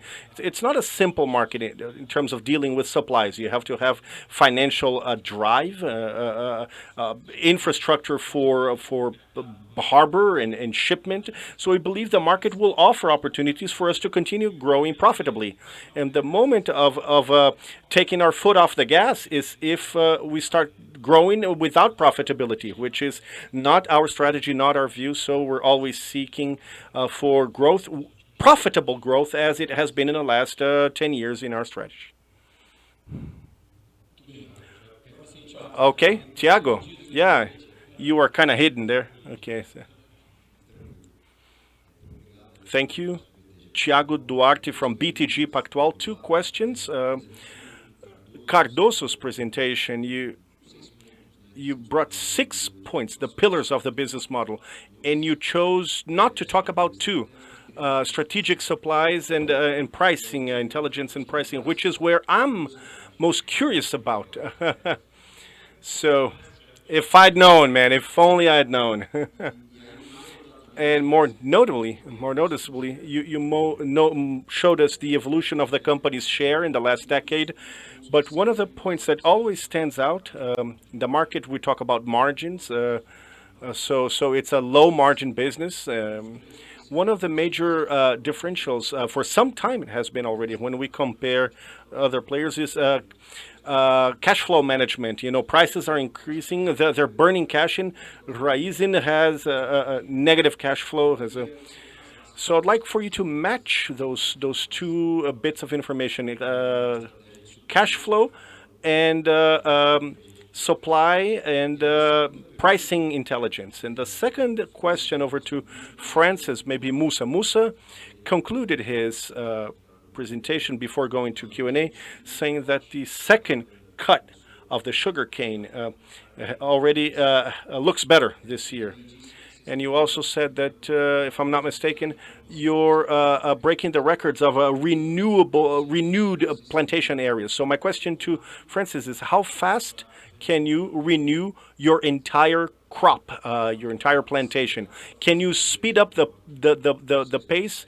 Can you have a faster faster pace to get to the 97 million ton that you mentioned? First question on the strategic supplies, Tiago, we did not talk about here because Paulinho had covered a bit during his presentation, and all the other side about strategic supplies, the logistics and infrastructure. I covered a bit during my initial speech about pricing. That's where we are pioneering, been working for a long time with embedded intelligence and technology. So we're going to pricing 3.0 now, which is working with predictive models where we can have a more assertive reading of the demand and work the dynamic pricing of supplies in the product vendor market, product supply. We're working constantly on that, the segmentation portfolio of clients, so that we can move towards having a pricing policy and management that allows us to have greater profitability and unit margin. As for capital, employed capital, I would then call Guilherme and Carlos to go down to the detail. But on my side, we work on a few things. We were on DSO, days of payment terms, and supply also on the vendor side. We work efficiently so that we can overcome that moment, in terms of management of the capital. So you're right. We have, throughout history, we have said our focus is not unit EBITDA, it's returns. So as a comparison, many bring unit EBITDA. That's not the key for us. That's not our focus. One of the core points is how can we grow the business without having to add capital, inject capital, the structure of the business. Accounts receivable, 10 days, 10 days of supplies and 20 days of cash flow, and 1 day for accounts payable. So 19 days of cash flow. So you increase the price of products and the sales volume, you have to add capital month after month in the business. So we did not accept that. There's been some time already that we have changed that profile. We sought, with imported products and other alternatives, we sought to increase our payment terms so that we could have a healthy business on the long run, something that could grow without having to call upon more and more capital. That's what we did. That's going to continue being our focus. We focus on profitability, and so you can put unit EBITDA, to hell, but absorbing cash, a lot of spot on. That's our mantra. It's more important. What's important for investors is return over invested capital. That's what we have always done. We'll continue to do so. Second question, I'll call Francis to share the details with us, but we had the drought and the frost of the last year. Old plantations, they were hurt. Older plantations were hurt badly. And if we could, we would have even more. But there's a cap to what you can do, even physically speaking, replanting of 120,000 hectares. It's huge acreage. And so you start hitting the cap on what you can do in quality. We don't want to make the same mistake as we made in the past with Pantano. So we have great incentives with pricing to do that as fast as possible. But we're moving at a fast pace. People are asking us, do it faster, but come on, Francis. Am I just shooting the breeze or whistling Dixie? No, you what Tiago brought up is very relevant. First, ensure the first cut, as we showed during our presentation, and taking care of the entire life cycle for the plantation, of the sugar plantation throughout its life. And yes, the acceleration is the point. When Musa talked about 120,000 hectares, a bit more than that we're planning for the year, but we're already operating at a renewal rate which is higher than our historical goals. It's closer to 20% renewal when we look at our productive areas. So we are speeding up, but as you mentioned, we're doing that in a savvy way at a pace that we can do it properly. We're very optimistic that in that cycle I shared with you, that in the 25-26 crop year, we're going to have our sugarcane plantations reaching that potential of 83 million tons of sugarcane per hectare.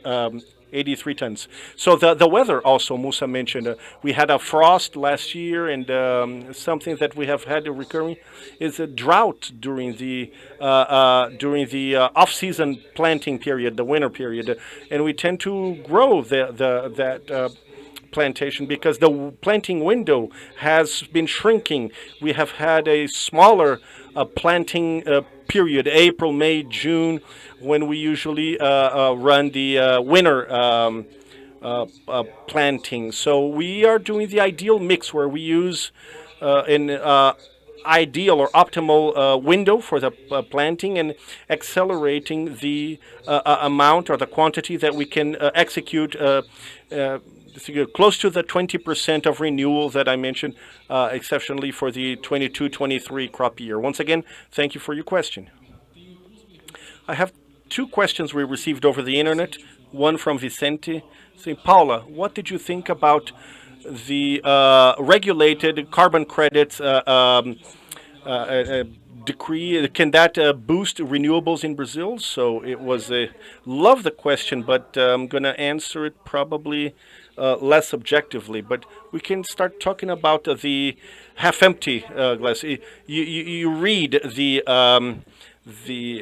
decree. We had the draft of going through Congress. André and my team looked at me and said, I don't know what these people are talking about. There are many things that don't, it's not creating a regulated market, a voluntary carbon market. Maybe that would be the half-empty glass answer. But I'd like to provide a different answer. I'm a great enthusiast of such a topic. It's not recent, that it's been a long time we've been talking about the story. Luis sat down and so many talks we've had, 3-4 years ago. The right way of looking at it, this is a market that is in its inception. It's just started 2 or 3 years ago. I was trying to talk to those more conservative folks, the voluntary carbon market people would say, no, it doesn't make sense because there's no scale and we have to bet on the regulated market depending on government. And today we're actively seeing the voluntary market growing and private initiative. I think that's a major headway. On the regulated side, this decree, this legal requirement, we have to have a legal framework to ensure that this makes headway. Brazil has an incredible potential. We have the agri and we have the agribusiness and the clean energy. I am truly a believer that carbon can be a way to quantify price and allow this market to grow. But as everything that's regulated depends not just policies in Brazil, but around the world, COP26 is here to try to set up the legal framework for regulated carbon markets around the world. It's not there yet. There were intense discussions. Paulinho, when he goes out in the market to close his contracts in Europe is one thing, California is another thing, other places around the world it's being treated differently. But the message I wanted to leave is those who have been on this path longer, this decree is a major headway. It's a recognition, it's advancement. We have to move forward with that agenda and make it clear. It is just part of the story because we already have the mechanism. We cannot, be embarrassed. We have Renova Bio, where we're not the ugly duckling here, So we have a cap and trade structure that is moving forward, allowing the market to self-regulate to a certain extent, and some in a way it will protect us against some kind of a unstructured movement for derivatives. So, at some point, if the gasoline prices are lower, the market will consume more gasoline, then we'll produce less ethanol, we reduce the credit offer, and the cost of credit will increase. And so it's also a mechanism that talks to your slide, Paulinho, at a more robust and higher pricing moment for ethanol. And despite thinking that the decree is falls short and there's a lot of work to be done, we look at it as one more advancement in towards the direction of valuing the positive things we have in Brazil and Raízen as well. Thank you, Paul. I'm going to get another question from the internet. Christian Naldi, Santander. Question over to Carlos. Could you discuss how the macroeconomic changes in inflation, price volatility for oil in Brazil, how does that change our capital allocation structure? Yeah, I can kick it off. First thing is we have to, well, thank you for your question, Christian. Pleasure talking to you.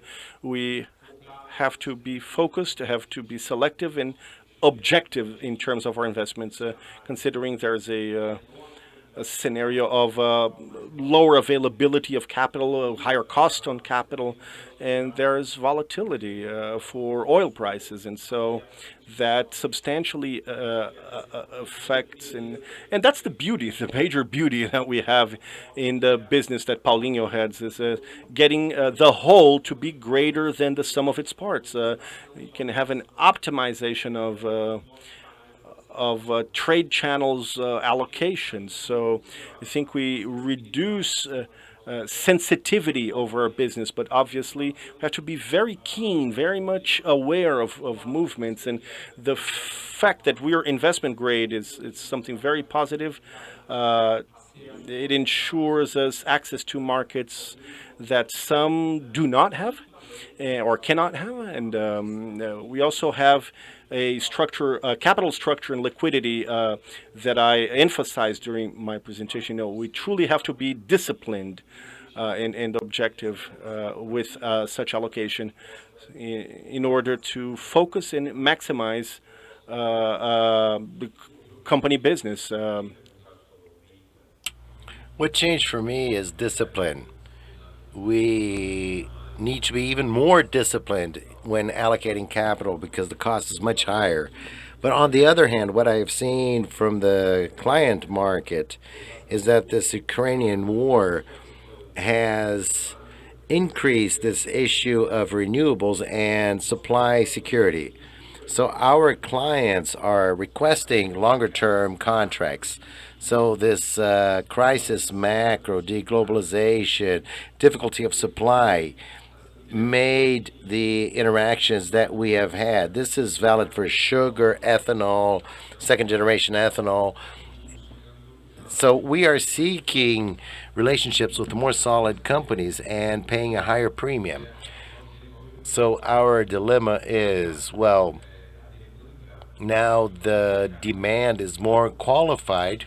We stood out because we have a different posture and we are getting prices that we never achieved before. But we need much more discipline because the cost of capital is much higher. So this is what we have been doing, but we're not taking our foot off the gas because demand is higher and for longer terms. We have time for one more. Somebody raised their hand here at the back. Good afternoon. This is Lucas from JP Morgan. Congratulations for the event. I have a question for Francis. We discussed a lot of productivity. My question for you, Francis, is how do you see the gap of grinding closing? I don't know what your grinding capacity is of the company. Probably it's around 100 million tons. You ground 76 in the last harvest. So my question is, with the gains in productivity that you expect and growth of area and also climate issues going back to normal, how much do you expect to grind in the future? And how much do you, and when do you expect to reach maximum grinding? This is a fixed cost for the company. I think this would leverage the return of the company. And the second question for Guy and Carlos, we also talked a lot about the balance and structure. All businesses that we commented have a very large capital demand, even though the balance sheet is very solid. But considering all the capex and all these businesses, today we see a very positive moment and the tailwinds for commodities. But how do you see the balance of the company in eventual acceleration of capex? Today you trade much below what you would like to negotiate at. So E2G already producing and delivering more tangible value. Would it be possible to increase the liquidity of your titles? Thank you very much for your question. When we presented the scenario of our future view and we talked about sugarcane and the entire first and second generation production, we placed a scenario of 97 million tons of sugarcane processed within the system for that production that we are focusing on for 2030. You mentioned very well that our grinding was 76 tons. But if we have a climate closer to the historical average, when we talk about 2021 harvest, we, together with Biosev, ground 88 billion tons of cane. We see a fairly simple path to reach this number of 97. So if we have the normal climate of 88, we also share the productivity gap where in 2021 we had a productivity of 72,000 tons per hectare in a potential of 83. So we just need to close this gap. This would represent an additional 5 million tons of cane just on the upside of this greater productivity in the areas that we already operate. Besides this work, one issue that we explored a lot in the IPO was better use of our areas. We had idle areas in our operations that we passed on to the operators of cane, our partners. And we also expect a relevant upside in terms of 3 million tons. So we have already laid forth a path to reach our potential, but most of this gap will be addressed once we deliver the potential of our sugarcane plantations, which are these 11 million tons with regard to 2021, which are quite relevant in terms of volume. And we would be very close to this target of 97 million tons of processed sugarcane in our sites. With regard to the capital structure, it's still valid what we mentioned at the IPO. Our priority is to maintain leverage at a healthy level. Last year we closed at 1.3 leverage. In the guidance, we increased leverage to 1.5 with a lot of room with regard to the threshold, which is used by agencies of twofold. So we want to maintain low leverage, and the other 2 points of the strategy is to leverage our growth program. Here we have a lot of projects that are quite profitable for us to do. And the third point is dividend payment. Our vision of dividend payment of 50 to 75% of the payout of the result year over year. In the past, we would pay up to 100% payout. Since we have this growth program, we have a bit smaller payout than historical data, but based on the view of results that we expect to deliver for next year and following years, we will be able to maintain this investment program and keep leverage between 1.5 and 1.7. if the scenario changes completely, we need to rebalance all these elements, always maintaining as a pillar to maintain our investment grade and leverage at a healthy level. And let me just allow to complement this. As we saw in the talks, we have an interesting flow of trading versus via trade finance. We can explore financing tools to reduce the pressure for capital, and this will open ways for investments. And the investments that we have that are more mature in terms of future cash flow generation, they are always based on contracts. So we can also use the contract as an instrument to anticipate the long term. So we always try to align supply and demand so that financing operations are adjusted to this model. So you gain in the midterm, and you also have other tools such as monetization of credit. This is an important part of our balance sheet. Caldas has a very important role in supporting us so as to direction this capital to the investments that we need and that we can seize the opportunities. If you take biogas and E2G, they're great cash generators. When you start designing the cash flow that we will have from new projects, the greatest cash consumption of the company is in this harvest and the next one. We already have the sugar price is locked for quite a long scenario. So we do not have any pressure for the company, and the next 2 years, this year and the next, will offer low volatility results. We have already planted, low volatility, and the projects will start generating cash flow as well.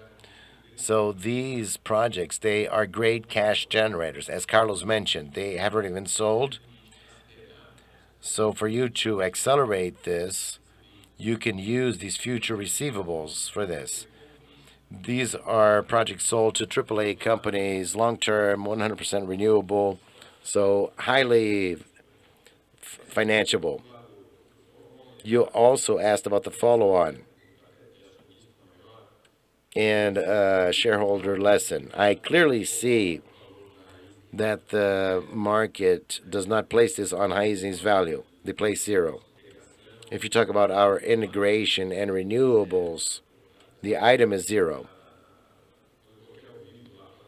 When I was live at the Costa Pinto site today, that's my vision. The market is always asking us, will this work or not? It's difficult to talk about any follow-on, but this value is so depressed that it doesn't make any sense to do that. Very well. We have reached the end of this session, but an important notice. Javi, our director from the Showbox, he's crazy.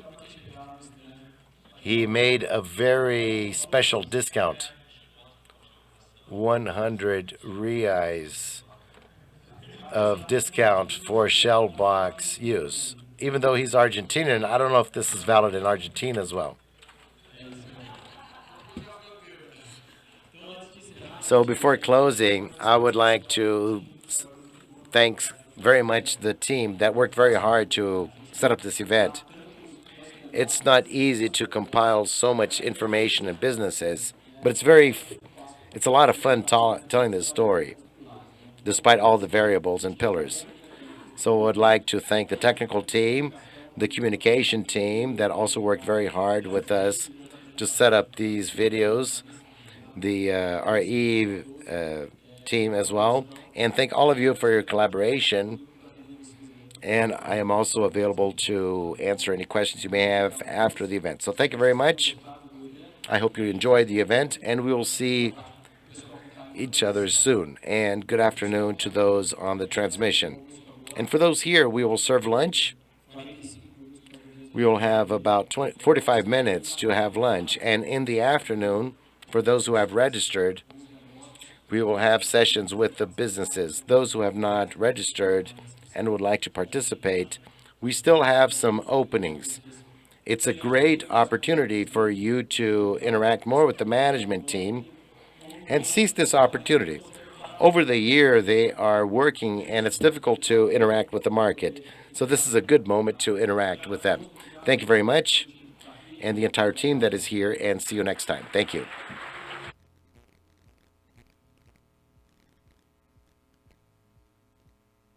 Vamos!